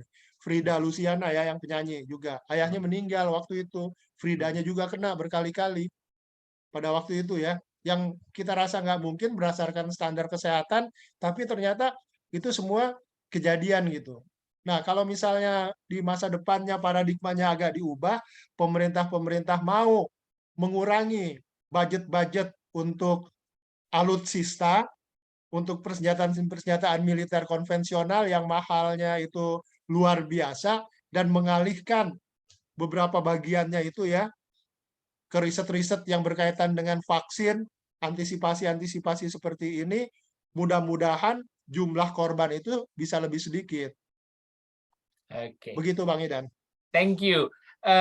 Karena tadi udah sangat jelas, tapi nanti kalau ada follow up question, saya hold dulu ke belakang ya, Bu Inggita dan Mbak. Cuman mau nanggepin sebentar silakan. Tadi yang Akmal cerita itu sebenarnya bagian favoritku dan juga yang bagian intuisi ilmuwan adalah isyarat paling peka dibanding setumpuk data yang dimiliki pejabat. Itu kayaknya itu kunci sukses mah kalau di level global, kalau diterjemahin ya. Itu soalnya jelek banget untuk semua pemerintahan. Itu aja sih. Thank you Mbak Gita. Terus Mbak Mari ada yang mau ditanggapi langsung atau kita coba pertanyaan lain dulu? Sangat singkat Pak Rosan, Pak Akmal, terima kasih banyak. Salam kenal, salam hormat dari Oxford. Kan ini Pak Rosan akademisi juga dan beberapa kawan yang juga akademisi tahu ini riset yang Pak Akmal lakukan sebenarnya sudah satu Masters of Science ya Pak Rosan untuk ini. Jadi selamat dan terima kasih banyak. Saya banyak belajar dari buku Bapak. Thank you. Thank you Mbak Mari. Nah, karena tadi Pak Fendi Ibnu di grup bilang, diskusinya berat amat. Nah, sekarang kita coba pertanyaan yang sedikit mengintrik, tapi sebenarnya mendasar. Bang Dharma bertanya, kenapa protagonisnya wanita? Langsung disamber sama Mbak Elis. Saya nyambung, kenapa tokoh antagonisnya laki-laki dengan motif jahat untuk balas dendam karena cinta ditolak oleh keluarga pacar? Walaupun tak terkait langsung, jadi ingat kasus Sambo yang lagi ramai sekarang. Dan langsung Bu Natalia bertanya dalam nafas yang sama, udah Akmal, mengapa protagonis perempuan tidak bisa mendapatkan semua, karir dan keluarga? Mengapa perempuan cerdas dan cantik ditakdirkan untuk tetap single? Nah, lo, Bang Akmal, silakan jawab. Kalau saya kabur. Silakan. Ya, kenapa tidak? Jawaban pendeknya kan. Kalau kenapa perempuan, kenapa tidak? Gitu. Jawaban lebih panjangnya, seperti tadi, salah satu drive saya buat nulis disorder ini kan karena saya baca itu ya, di Oktober End itu kan ya, Lawrence Wright itu. Di End of October. Kok ini lagi-lagi tokohnya laki-laki lagi ya, Dr. Harry Parsons ya. Sebelumnya kalau kita baca semua karya Dan Brown, si Simbolohnya itu kan, yang kalau di filmnya diperankan oleh siapa itu namanya? Aktor Tom Hanks. Tom Hanks itu kan juga cowok terus ya. Terus nggak bosan apa ya, tokohnya cowok terus gitu kan. Jadi justru saya ingin menampilkan sebuah antitesa gitu. Kenapa protagonis itu harus selalu laki-laki ya, yang hebat-hebat, yang mengerti rahasia-rahasia dunia seperti itu gitu. Tetapi kalau misalnya saya boleh di sini elaborasi lebih dalam lagi, sebetulnya ini karena menyangkut beberapa pertanyaan juga tadi, ada menyangkut cintanya, ada menyangkut tipikalnya ya. Kalau dianggap ini sebagai sebuah piramid cerita ya, struktur cerita, di puncak paling atas itu memang berkaitan dengan profesi. Jadi profesi si Permata Pertiwi, panggilannya kan Atta ya. Atta ini bukan bagian dari disclaimer ya, tapi sebagai sebuah struktur buat memahami apa yang ada di kepala saya ya. Jadi saya nggak akan ceritakan ceritanya, tapi saya akan menggambarkan strukturnya. Atta ini lahir di keluarga Jawa. Dia anak ke-6, anak bungsu ya, dari 6 bersaudara. 5 kakaknya tuh laki-laki gitu. Jadi secara kultural yang saya perhatikan dari tetangga-tetangga saya yang Jawa, yang keluarga-keluarga saya yang ada yang Jawa juga. Saya kebetulan non Jawa ya, saya dari Minangkabau, tapi saya lihat dari beberapa teman di Jawa gitu ya, sebetulnya juga nggak beda-beda jauh-jauh amat dengan etnis lain. Masih ada kultur-kultur terutama di daerah gitu ya, bukan di kota-kota besarnya, bahwa kalau ada anak-anak yang cukup banyak, yang diprioritaskan untuk mendapatkan pendidikan tingginya itu laki-laki. Karena ada asumsi nanti perempuan akan ikut suami. Jadi kalau kamu tuh nggak usah kuliah tinggi-tinggi. Seperti itu gitu. Mungkin itu juga tipikal masyarakat timur secara keseluruhan, bukan hanya Jawa ya. Cuma saya kan harus mencari sebuah tempat nih di mana gitu. Dan biar nggak saya kesulitan mengasih nama kakak-kakaknya itu, karena kemampuan bahasa Jawa juga saya terbatas, saya kasih nama kakaknya dari nomor 1 sampai nomor 5 itu berdasarkan bahasa Jawa yang saya ketahui secara umum, yang kita tahu semua ya, dari Eko, Dwi, macam-macam. Nah, dalam keluarga seperti itu si Atta itu muncul. Dia di sebuah kultur di mana bapak ibunya itu mengharapkan kakak-kakaknya tuh yang maju gitu, karena anak laki. Nah, dia sebagai anak perempuan nanti kan juga akan menikah, akan ikut suami, jadi nggak usah pinter-pinter gitu. Itu bagian dari budaya patriarki yang sampai sekarang masih eksis di masyarakat kita. Ini mungkin sen saya sebagai seorang sosiolognya ya, yang sampai sekarang masih melihat hal itu gitu. Tetapi si Atta ini, Permata ini, dia juga punya semangat spirit, dia nggak mau dijadikan di keluarganya, baik oleh orang tuanya atau oleh kakak-kakaknya, hanya sebagai anak cantik yang suka dicubit-cubit doang pipinya gitu loh, yang dipeluk-peluk gitu. Dia dari kecil udah nggak mau seperti itu. Dia harus bisa menunjukkan dia bisa lebih hebat dari kakaknya. Cuma tanda kutip sialnya ya, sialnya tanda kutip, dia melihat ada 2 orang kakaknya dari yang 5 orang itu jago sekali. Menurut istilah dia tuh jenius. Apapun yang dilakukan itu yang si Atta itu harus kerjakan, dia butuh sebulan misalnya, 2 kakaknya ini mungkin cuma butuh seminggu atau beberapa hari udah bisa. Gitu. Jadi dia juga dalam sebuah tekanan di mana dia ingin artikulasi diri dia sebagai seorang perempuan, sebagai seorang anak di kampung ya, yang lingkungannya juga nggak keluarga mewah, tetangga-tetangganya juga biasa-biasa aja. Tapi dia kemudian menemukan idealisasinya pada seorang dokter puskesmas perempuan di tempat bapaknya kerja. Bapaknya kan staf puskesmas, bapaknya si Permata ini. Nah, di situ peran dokter Wahyuni Suprapti itu ya, yang jadi dokter puskesmas itu, kalau si Atta datang diajak sama bapaknya, dokter ini nggak pernah menganggap si Atta ini sebagai anak kecil. Kadang-kadang kan orang-orang tua itu kalau melihat anak kecil itu sebagai anak-anak kecil, terus yang nggak mau diajak bicara serius gitu ya. cuma nang ning ning ning nang ning nung gitu-gitu kan. Tapi kalau si dokter ini enggak.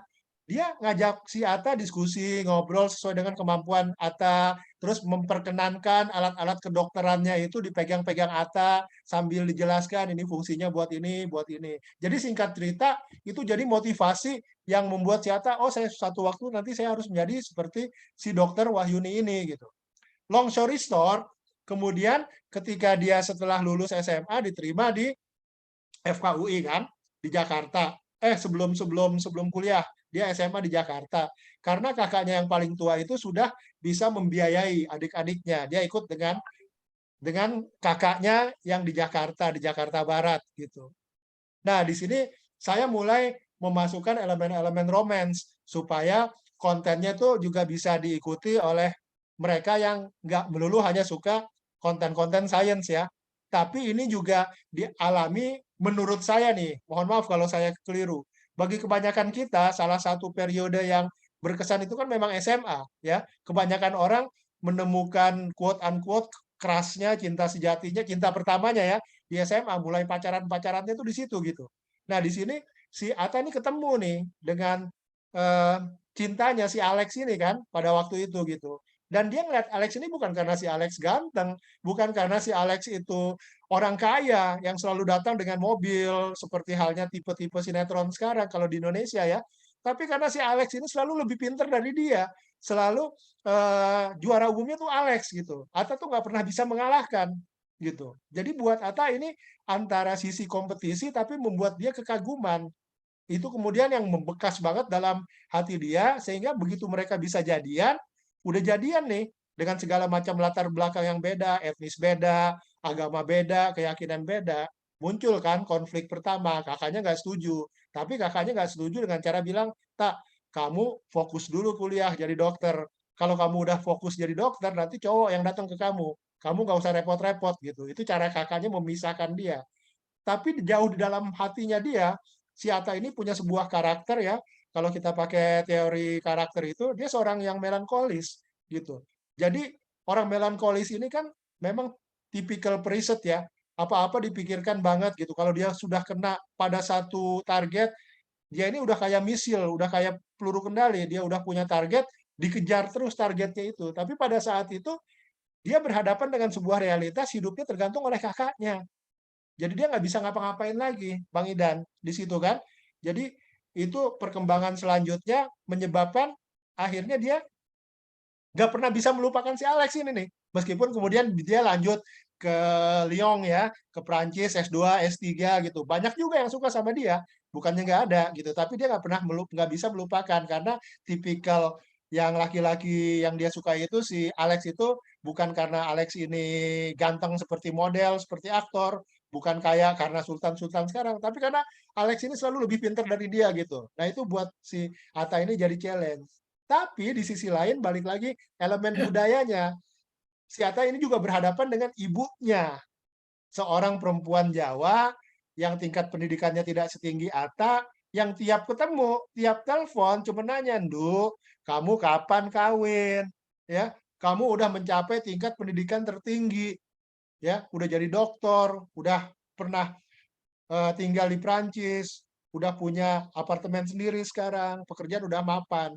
Gitulah. Jadi itu sebetulnya level kedua berkaitan dengan relevansi dengan relasi personal si Atta dengan Alex, dan kemudian di bawahnya lagi sebagai dasar piramidnya itu saya ingin menggambarkan sesuatu yang menurut saya kurang kuat atau tidak ada pada novel-novel sains di barat, yaitu kekuatan sebuah keluarga sebagai penyuntik energi ketika kita lagi down.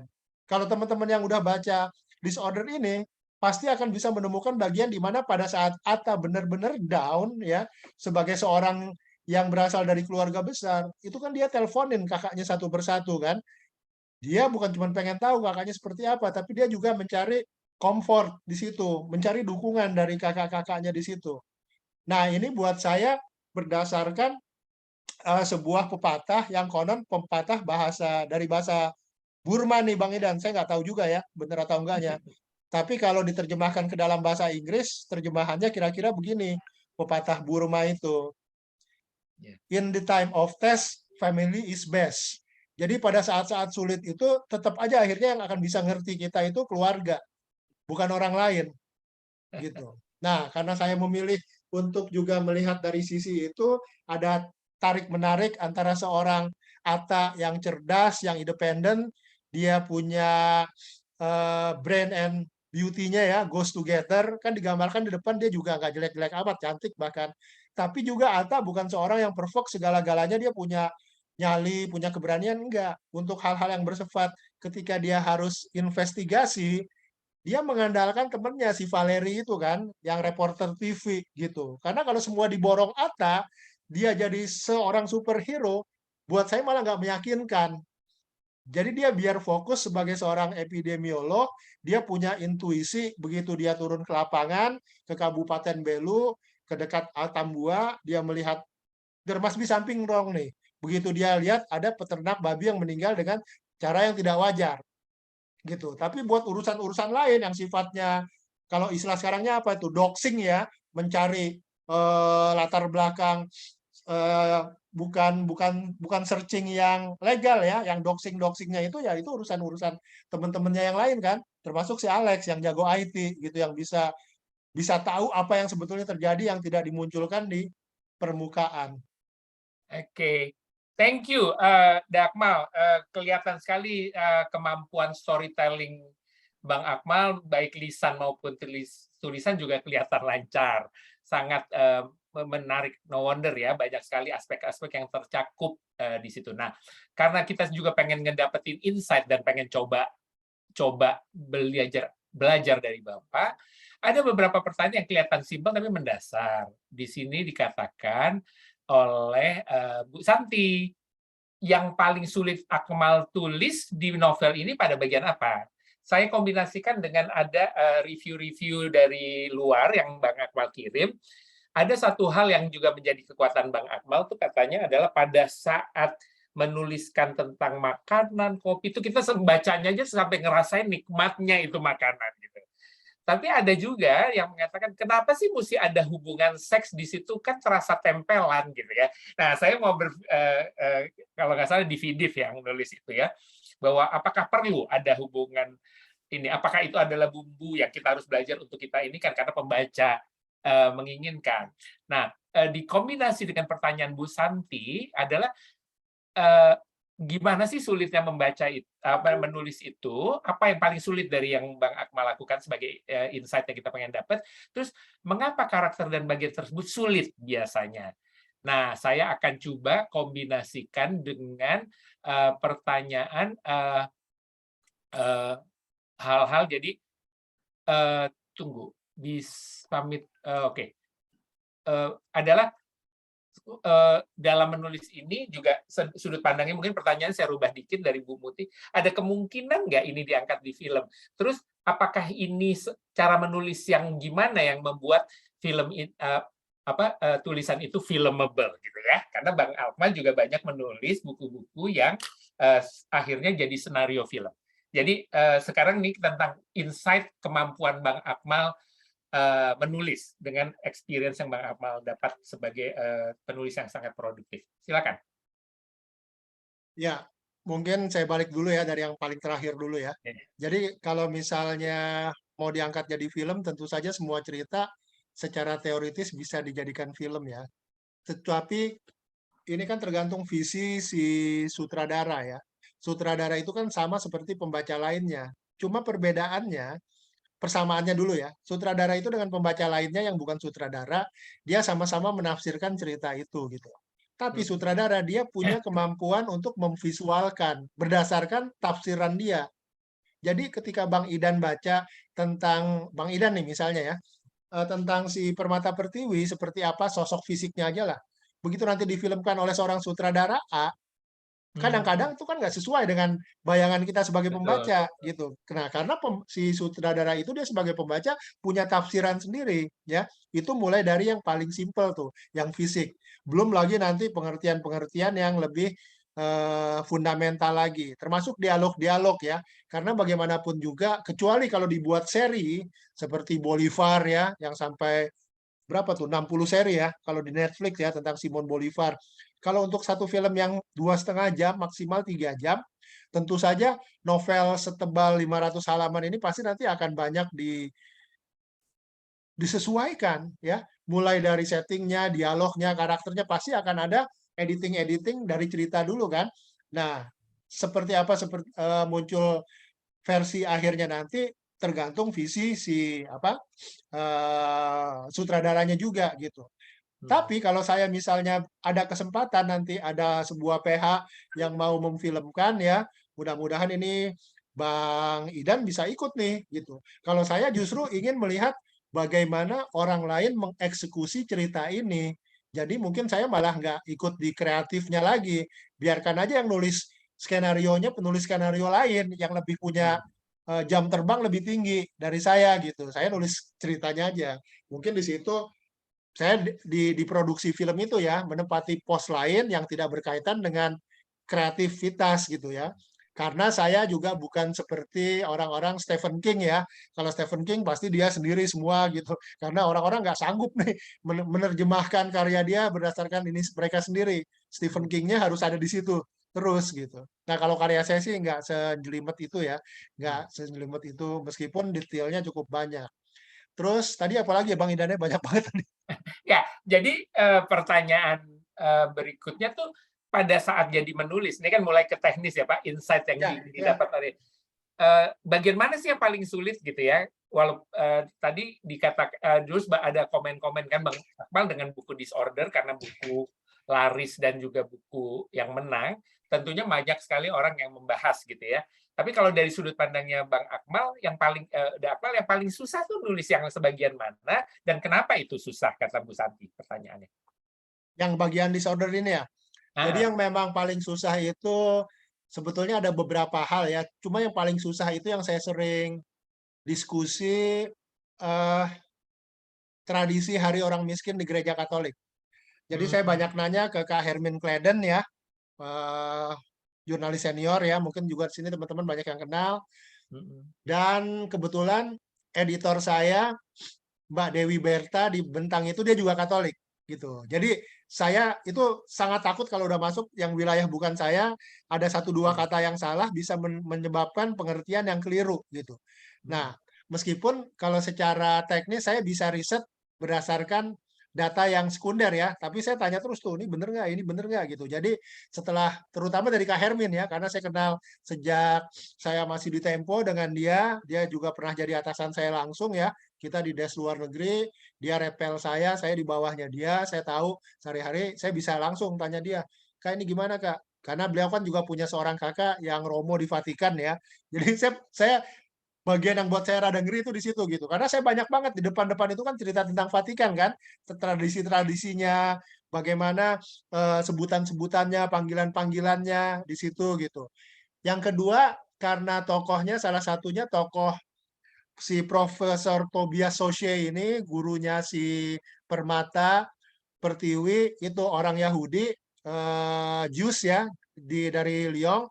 Itu saya banyak nonton film-film Orthodox Jews ya di YouTube ataupun di Netflix untuk mendapatkan ucapan-ucapan simpelnya aja bagaimana si Profesor Tobias Sosye-nya itu bicara ya dengan informannya yang orang-orang Yahudi kan mengucapkan bagaimana selamat paginya, ucapan-ucapan yang biasa-biasa itu saya kan harus tampilkan itu dalam bahasa aslinya kan. Jadi itu saya harus cross check beberapa kali di situ mana nih yang paling sering dipakai gitu di kalangan orang-orang seperti ini gitu.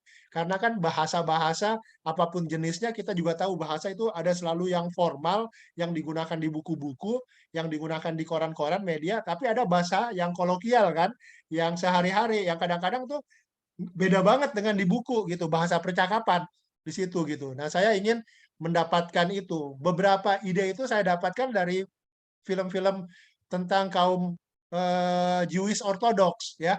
Jadi ekspresi-ekspresi itu saya bisa ambil. Jadi saya memang banyak meminjam ini Bang Idan sebetulnya dari karya-karya lain seperti itu saya pinjam, saya ambil dan kemudian saya kolasekan tentang makanan.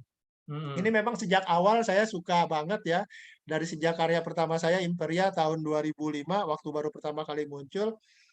menurut saya kalau kita meletakkan sebuah protagonis itu di sebuah lokasi tertentu, kita hanya menjadikan panoramanya saja, ya, menurut saya itu kurang hidup si tokoh itu gitu. Pembaca juga harus bisa merasakan, mencium bau aromanya seperti kalau kita datang ke sebuah tempat, kita jalan street food-nya gimana, ya kan? Bukan hanya yang restoran-restoran bagus ya, yang khasnya itu seperti apa gitu.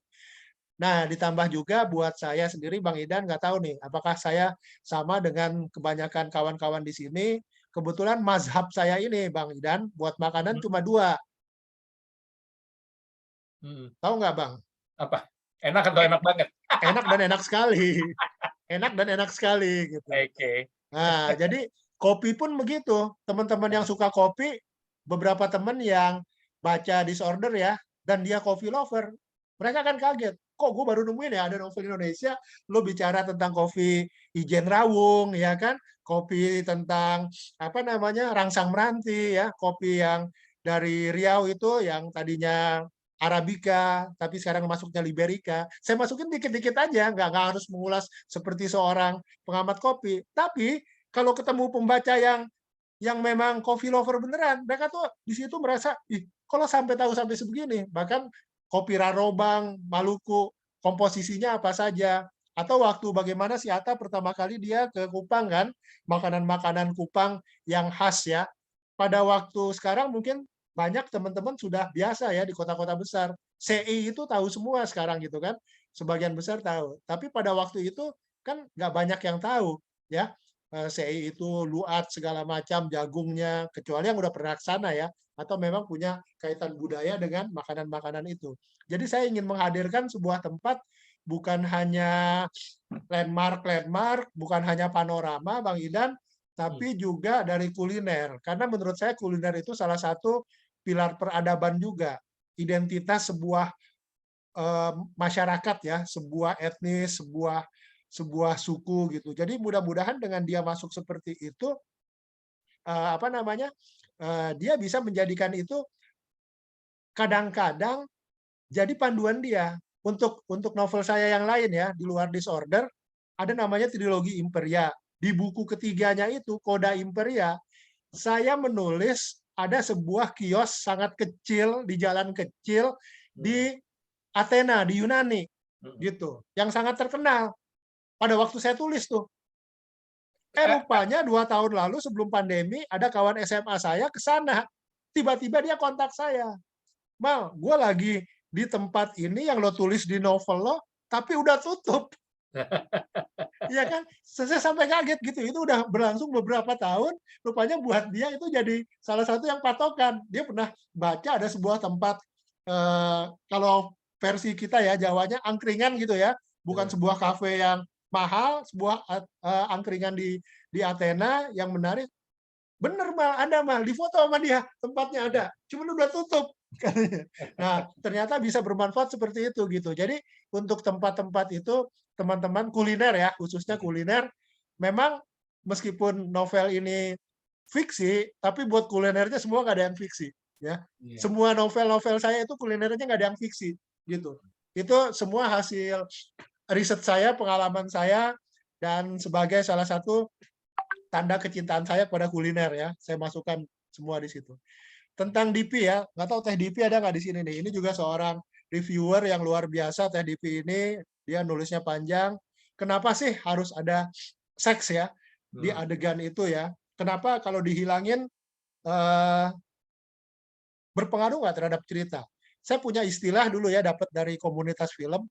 Ada adegan-adegan di novel atau di film yang disebut adegan usus buntu. Kalau adegan itu dibuang, tidak mengganggu keseluruhan cerita gitu. Tapi kalau dia ada, dia juga nggak terlalu memperindah karena kan letaknya di dalam, tapi membuat semua jadi masuk akal gitu. Nah, kenapa adegan seks itu perlu? Pertama, adegan seks itu dilakukan oleh Hans dengan istrinya Felicia. Jadi saya juga tidak mengendorse hubungan di luar nikah gitu. Tetap ada koridornya. Tapi kenapa itu saya masukkan penting untuk menggambarkan karakter Hans di situ. bagaimana dia sebagai seorang yang gampang horny, yang serba terburu-buru dalam pengambilan keputusannya, yang begitu hasratnya tercapai, kemudian dia langsung ngorok begitu aja, nggak peduli istrinya udah mulai terjangkit, bersin-bersin, udah mulai menunjukkan gejala-gejala awal terkena virus, dia udah pindah ke dunianya sendiri gitu. Jadi adegan itu saya manfaatkan sebagai jembatan untuk menggambarkan karakter tokohnya. Pada waktu itu, saya tidak menemukan alternatif adegan lain yang bisa kecuali melalui hasrat Hans itu, yang mungkin juga kalau menurut orang-orang feminis ya, kadang-kadang kan cowok ini disebut male chauvinistic ya, gitu kan. Nah, itu begitu gitu, seperti itu. Tapi memang kalau ternyata ini kurang nyaman di beberapa pembaca ya, itu ya resiko sebuah pilihan. Dan di versi bukunya ini Bang Idan yang sudah diterbitkan ini sebetulnya itu sama pengarah, sama editornya Mbak Dewi Berta ya, itu udah disunting, udah diedit, udah dihaluskan. Kalau versi aslinya saya tuh selalu suka yang realis. Jadi saya nggak suka karena menurut saya ini sebuah realisme ya, bukan bentuk sajak puisi yang harus dihalus-haluskan.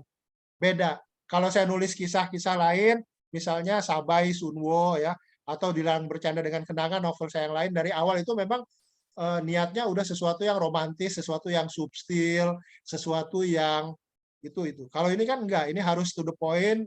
Nah, judulnya aja udah disorder kan? Iya. Judulnya aja sama sekali nggak ada romantis-romantisnya. Baik, Akmal. Terima kasih. Kalau saya sih banyak sekali belajar dari Akmal dan terbukti dari beberapa yang ada di sini komennya menunjukkan excitement terhadap diskusi hari ini. Nah, saya cuma akan sedikit membacakan dulu karena rata-rata udah pada banyak yang mau pergi karena ada tugas lain. Baik. Tapi saya rasa highlight ini menurut saya menggambarkan kepuasan dan bahkan kecintaan kepada penulis dalam hal ini terhadap memberikan ide-ide terhadap bagaimana ini bisa dilakukan. Nah, saya bacakan sedikit ya, misalnya kayak Bung Dima mengatakan, wah baca Disorder kayak baca Da Vinci Code gitu, menarik sekali kan? Dan Angel and Demon kata Effendi Ibnu, Angel and Demon. Dan dari Nah, Bu Inggita menarik nih. Jadi Penokohan Permata di Perempuan Ilmuwan ini yang diinspirasi oleh dokter puskesmas tuh bisa jadi berapa bab sendiri tuh sebenarnya, dan juga bisa diposisikan jadi sumber inspirasi pembaca perempuan juga gitu ya. Mungkin nanti terbukti nanti karena Akmal kan suka bikin sequel ya. Terus selalu mungkin apakah Disorder akan ada terusannya seperti itu. Nah, terus ini yang akan saya bacakan juga. Dari Bu Inggita lagi, ya, thank you Bu Inggita ya, selalu critical di sini kan. Sayang alur jalur cita ada rumor, Hatta yang difitnah dikatakan penyebab wabah kurang digarap. Karena selama COVID ini banyak kasus fitnah, hoax, pandemik, dan lain-lain. Mungkin untuk sequelnya, nah itu sebagai harapan yang mungkin dilihat. Jadi selalu dalam diskusi ini akan muncul hal-hal yang mungkin nggak terpikir oleh penulis, tapi sesuatu yang mungkin akan digarap juga ya Pak ya. Terus di sini Pak Rahim kebetulan udah keluar mengatakan bahwa menarik sekali proses penciptaan tokoh utama tadi oleh Bung Akmal. Dan konteks ceritanya sangat menarik. Yang ingin saya tanyakan, respon emosional dan rasional apa yang diharapkan dari pembaca secara umum terhadap cerita ini. Namun sayang sekali saya harus ikut Zoom lagi sebagai narasumber. Ya udah. Jadi ini pertanyaan yang mungkin bisa dijawab tuh Pak. Respons apa yang diharapkan dari pembaca secara umum terhadap cerita ini, secara emosional dan rasional. Silakan. Ya, jadi kalau kita pakai teori ya, kan Roland Barthes kan bilang kalau sebuah karya sudah selesai itu sebetulnya pengarangnya udah mati, ya. Dia sebetulnya udah nggak aci, udah nggak valid lagi buat menjelaskan. Karena nanti berarti kalau dia masih menjelaskan lagi maksudnya begini, karya itu gagal bicara kan. Tapi kalau karya itu dipirsa oleh pembaca dari spektrum paling kiri sampai paling kanan, itu salah satu keberhasilan pembaca ya. Ini mohon maaf nih, salah satu hal yang paling menyenangkan saya dengan disorder ini adalah dalam semua buku-buku saya, kan namanya karya nggak pernah ada yang sempurna ya. Selalu ada yang suka, selalu ada yang nggak suka gitu ya. Tapi salah satu komplimen yang saya dapatkan paling besar ini adalah melalui disorder, melalui seorang tokoh cendekiawan kita yang sangat saya hormati, yang meninggal dunia tahun lalu ya, Bapak Dr. Daniel Dakidae, ya, pendiri Prisma. Itu meskipun beliau bukan novelis, tapi kalau beliau udah membahas novel itu kan kita tahu kualitasnya gimana gitu. Terus tiba-tiba dia menulis di satu grup tentang disorder, kalau versi pendeknya gini. Saya sampai nggak nyangka gitu. Menurut saya, kata Pak Daniel ya, tadi saya lagi cari nggak ketemu nih, karena waktu itu HP saya sempat crash ya, tapi itu ada, saya sempat buatkan meme-nya dari kutipan dia, verbatimnya. Menurut saya disorder ini setara dengan kualitas karya-karyanya Pramudia Anantatur. Dia bilang gitu kan. Terus dia bilang, bedanya adalah kalau Pram mengajak kita ke masa lalu, Akmal mengajak kita ke masa depan. Terus kemudian dia breakdown tuh alasan-alasannya. Wah, saya di situ merasa apa iya saya menulis seperti itu gitu ya. Saya nggak berpretensi nulis untuk apalagi menyaingi Pram ya, atau kebayang aja enggak gitu. Saya tahu dirilah siapa saya gitu kan. Tapi saya hanya ingin membuat yang terbaik apa yang saya bisa pada saat saya menulis itu gitu. Bahwa nanti pada akhirnya pembaca merespon seperti Pak Daniel Dakidae, ya buat saya alhamdulillah ya. Tapi itu spektrum yang bagus Bang Idan. Di Goodreads ya rata-rata memberikan 5 bintang, ada yang ngasih 4 bintang. Tapi Bang Idan ada yang ngasih 1 bintang. Yang tidak pernah diberikan ke novel saya yang lain. Ada pembaca yang ngasih 1 bintang ke disorder. Saya bacanya shock juga kan, kok ini kalau pakai distribusi statistik itu kan ini kan outlier ya. Pencilan gitu jauh banget gitu, rata-rata ngasih bintangnya 4, 5, 4, 5. Cuman karena ada 1 orang yang ngasih 1 bintang, ratingnya kan langsung anjlok secara keseluruhan kan, langsung anjlok gitu. Wah, saya baca juga gitu. Oh ya udahlah, kalau ada bisa jadi masukan saya karena pembaca kan juga dia punya perspektifnya sendiri ya. Tergantung juga pengetahuannya, tergantung ekspektasinya juga gitu. Nah, biasanya pembaca itu kalau pengalaman saya agak rewelnya tanda kutip itu di ending ya. Jadi kadang-kadang kalau kita baca novel apapun, kita menonton film apapun, biasanya kita juga memfokuskan di ending tuh. Meskipun kadang-kadang kuat di depan, di tengah oke, tapi kalau di endingnya nggak sesuai dengan harapan kita, biasanya kita selalu merasa kurang oke gitu. Kemudian saya tutup tadi dengan harapan dari Inggit kalau misalnya ada sequelnya agar masalah-masalah hoax ditampilkan atau yang lain-lain. Terima kasih. Saya selama ini juga berpatokan pada pesan dari salah seorang guru menulis saya yang juga sudah meninggal tahun lalu, Pak Budi Dharma ya, Profesor Budi Dharma, sastrawan besar kita. Dia selalu bilang, kenapa seorang penulis itu menulis buku berikutnya, terutama sastrawan. Karena dia tahu bahwa karya dia saat ini tidak sempurna. Maka dia ingin memperbaiki karya itu dan menelurkan karya berikutnya. Tapi karena kesempurnaan itu tidak pernah ada, ya tentu karyanya nanti yang begitu muncul kan nggak sempurna lagi. Sehingga kemudian menyebabkan dia ingin nulis lagi. Gitu. Jadi saya terima kasih sekali atas semua masukan dari kawan-kawan di sini. Luar biasa pertanyaannya. Mudah-mudahan disorder ini nanti bisa juga, cuma kalau misalnya saya boleh sedikit pesan ya, bukan berkaitan dengan disorder nih, ada novel saya lainnya justru yang terbaru yang terbit Desember lalu, judulnya Kincir Waktu, mudah-mudahan nanti juga bisa dibahas oleh Kutu Buku, karena ini malah berkaitan dengan 98 nih, dengan Masrep ya, dengan isu pemerkosaan massal dan masalah masuknya imigran ilegal ke Amerika tahun-tahun itu gitu. Kalau ini sih bukan science fiction ya, betul-betul berdasarkan riset yang lebih ketat lagi dari disorder. Dan mungkin buat Kutu Buku, saya kira juga cocok nanti dibahas satu waktu nanti, kalau misalnya ada kesempatan kita. Karena temanya lebih nyambung lah buat kita semua. Supaya nggak terulang lagi di masa depan, tragedi-tragedi seperti itu. Oke, karena saya jadi petugas di sini hari ini, saya berusaha untuk disiplin untuk selesai 8.30, tapi tidak memungkinkan kalau ada yang pengen diteruskan. Jadi tadi Pak Akmal juga telah mengemukakan dan sangat sekali fluent dalam menceritakan. Ada beberapa pertanyaan menggelitik. Kenapa sih namanya disorder kok pakai bahasa asing gitu? Apakah ada alasan tertentu gitu? Karena tadi semua pertanyaan sebelum kita muncul, salah satu yang belum terjawab itu. Tapi saya rasa saya mewakili yang lain untuk mengatakan kenapa disorder. Bukan berarti itu, kalau saya sih nggak apa-apa gitu. Kenapa itu disorder? Ya, saya kebetulan kalau secara karakter, secara umum saya tuh orangnya suka quiet ya, suka peace of mind. Jadi untuk menimbulkan rasa disorder pada diri saya, supaya emosi saya muncul ketika menulis ini, salah satu yang menemani saya sejak awal saya nulis di hari pertama sampai hari terakhir itu, saya sering mendengarkan lagu, ada band namanya grup rock Amerika, System of a Down. Itu judul lagunya Toxicity. Gitu. Jadi di kata tengah-tengah toxicity itu, kata disorder itu berulang-ulang ditampilkan di bagian liriknya itu. Nanti mungkin teman-teman bisa dengar. Tapi kalau yang sukanya lagu-lagu slow, tidak disarankan ya. Itu lagu-lagunya memang brutally beautiful gitu.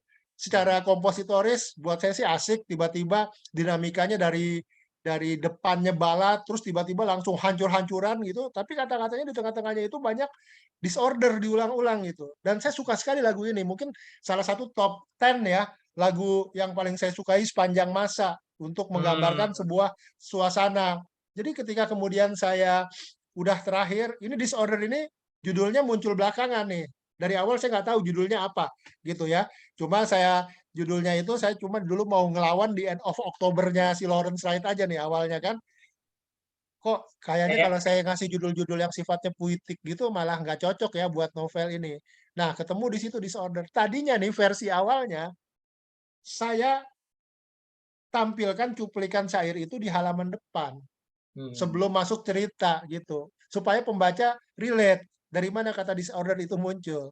Cuma rupanya penerbit saya karena saking hati-hatinya bilang, udah Akmal, ini nanti jadi problem copyright nggak ya?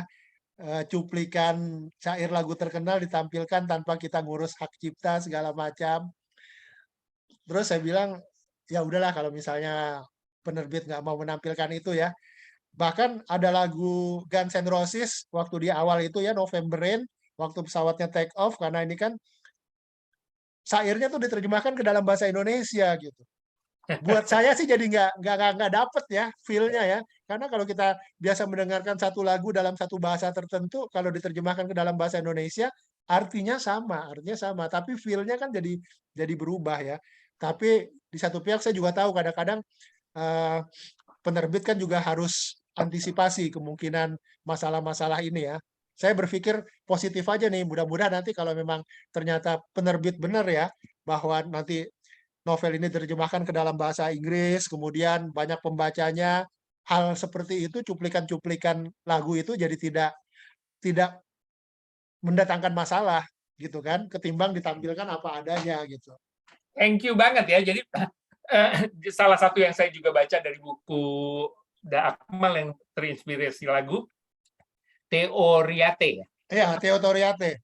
Teoriate itu dari lagunya Queen ya. Lagu itu Queen. You're excellent lah dalam hal itu.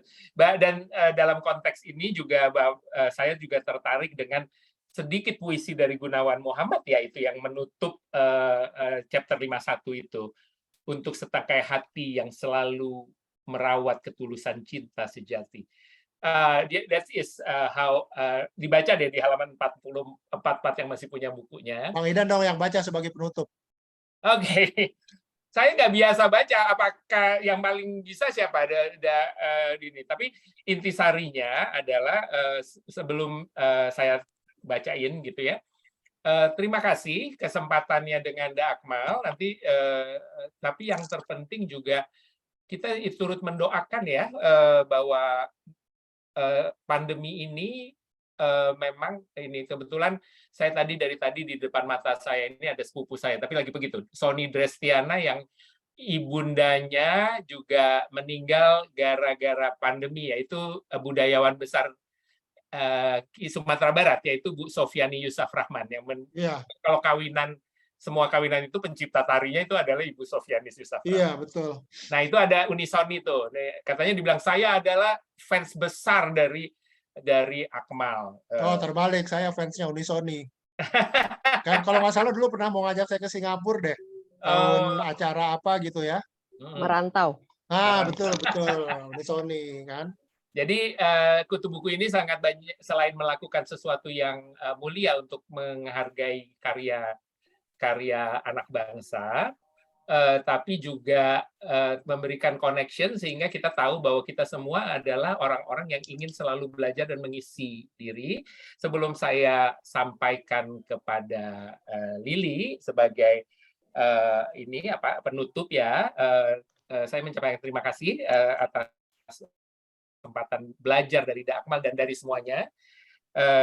Tapi saya juga memang terkesima sama warna romance dari buku ini. Terkadang tidak perlu harus besar, tapi mencantumkan sebuah puisi dari Gunawan Muhammad yang judulnya Dingin Tak Tercatat itu saya rasa adalah sentuhan yang sangat cantik sebagai penutup dari rangkaian buku ini. Saya bukan bagus, tapi saya mau coba baca ya. Jadi, untuk setangkai hati yang selalu merawat ketulusan cinta sejati. Ketika kata tak mampu menampung rasa, kubiarkan puisi menampakkan apa yang tersembunyi. Aku menemukan diriku pada puisi di bawah ini. Kuharap kamu juga, Al. Dingin tak tercatat pada termometer. Kota hanya basah, angin sepanjang sungai mengusir, tapi kita tetap saja di sana. Seakan-akan gerimis raib dan cahaya berenang, mempermainkan warna. Tuhan, kenapa kita bisa bahagia? Untuk itu kita tutup diskusi ini sambil merenung betapa bersyukurnya kita punya kesempatan hari ini untuk bersama-sama belajar dari Da Akmal dan juga dalam kondisi yang sehat, karena berangkat dari cerita pada zaman pandemi ya, setiap jam segini tetel udah tahu nih siapa lagi yang meninggal gitu ya. So we can only experience happiness when we know pada saat apa kita misteri itu terjadi. Selanjutnya, saya minta maaf kalau ada kesalahan dalam menyampaikan ini, terutama penyebutan nama dan sebagainya. Silakan Ibu Lili, the heroes yang bikin kita punya kesempatan baik seperti ini. Silakan. Saya minta 1 menit boleh, Bu Lili? Silakan. Sebelum ke Bu Lili ya. Saya terima kasih semua kepada yang sudah hadir nih. Tapi ada beberapa yang harus saya sebutkan ya. Ini kawan saya, Mas Agus Cahyadi yang baru ulang tahun kemarin. Selamat ulang tahun ya. Mas Agus teman saya dari SMA 8 nih, di UI juga. Terus ada Pak Dimam Abror, tokoh pers nasional di Jogja, mantan Jawa Pos ya, kalau nggak salah. Ada siapa nih? Bang Idrus Niode nih, mantan perenang nasional kita ya, yang adik beliau itu kemarin juga meninggalnya waktu COVID. Lukman Niode, kita tahu semua ya. Terus di sini ada siapa lagi? Sebentar. Ibu Mutia Gani Rahman ya, Profesor Sosiologi, juga senior saya. Luar biasa nih, Mbak Mutia, terima kasih. Mbak Pande Trimayuni ya, di UI juga nih, tokoh-tokoh UI nih muncul semua. Bang Togap, ini fisikawan kita nih, ahli nuklir, makasih Bang Togap, Lai Togap. Mas Uki Bayu Sejati, wah ini ada penyair sejati nih. Ada Pak Uswadin Usman ini, tokoh lab school. Dan lain-lain ya, Mbak Sasa Yusaraya. Terima kasih semua, mohon maaf yang namanya nggak disebut. Saya nggak bisa absen satu persatu, saya kembalikan kepada Mbak Lili. Selamat buat Akmal. Selamat. Bergiat. Thank you untuk acara menarik ini. Silakan Ibu Lili.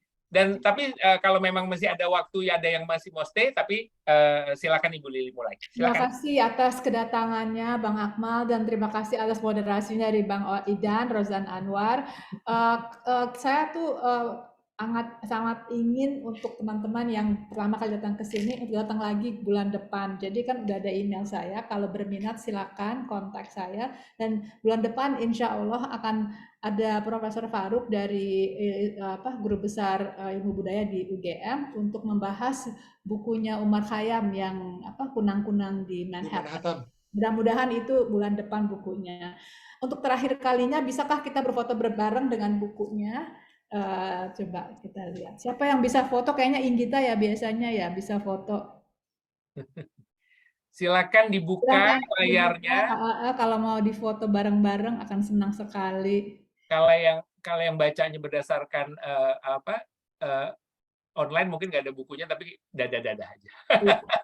Silakan. Jangan lupa yang belum baca, yang belum punya, order disorder. Bisa tolong siapa yang foto kita ya? Tolong foto. Mudah-mudahan Kutu Buku Production House akan memfilmkannya nanti. Ya. Wih, keren. Oke, makasih banyak teman-teman. Sampai jumpa bulan depan, insya Allah. Belum. Sorry. Soalnya ada 3 halaman karena banyak sekali kan yang ikut. Jadi sabar ya, ini baru halaman kedua. Ya, makasih. Halaman kedua, oke. Sekarang halaman terakhir. Aku nggak tahu nih Akmal di halaman keberapa. Oh ya. Sorry, bentar. Halaman ketiga. Halaman ketiga yang ada Monanya. Tapi beda-beda ya, kita beda-beda. Tahan. Ya, tuh udah aku foto 3-3-nya. Mudah-mudahan semua berhasil. Semua ada. Terima kasih semuanya. Terima kasih.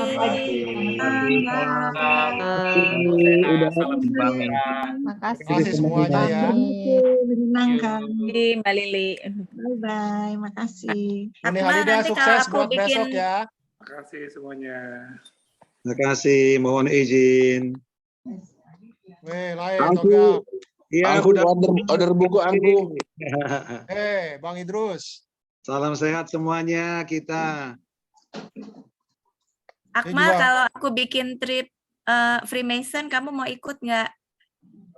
WAG. Apa Aku cerita belum apa? ikut. Freemason. Boleh, ikut aja. Aku juga mau ikut. Aku kan masih harus banyak belajar, Git. Aku udah ikut yang di Bogor. Oh ya, keren ya. Yang Jakarta belum. Belum ya? Ya. Aktivitasnya banyak ya? Ada yang grup sejarah gitu. Artinya ada kopdar-kopdarnya gitu bulanan atau misalnya periode tertentu? Bukan ini aja, apa namanya, grup penyuka sejarah bikin trip jalan-jalan yang situs-situs Freemason di Batavia dan di Bogor. Oke. Oke, semua. Good night. Good night. Sampai ketemu. Akmal boleh ikut lagi loh bulan depan. Siap. Pak Umar Asal Khayyam. dikabari, diundang. Iya, ya pasti. Oke, thank you. Sip. Jadi bisa live ya, bisa live ya. Ya, terima kasih. Terima kasih Mbak Winnie. Ya, Salam Assalamualaikum. kenal. Salam. KN ya.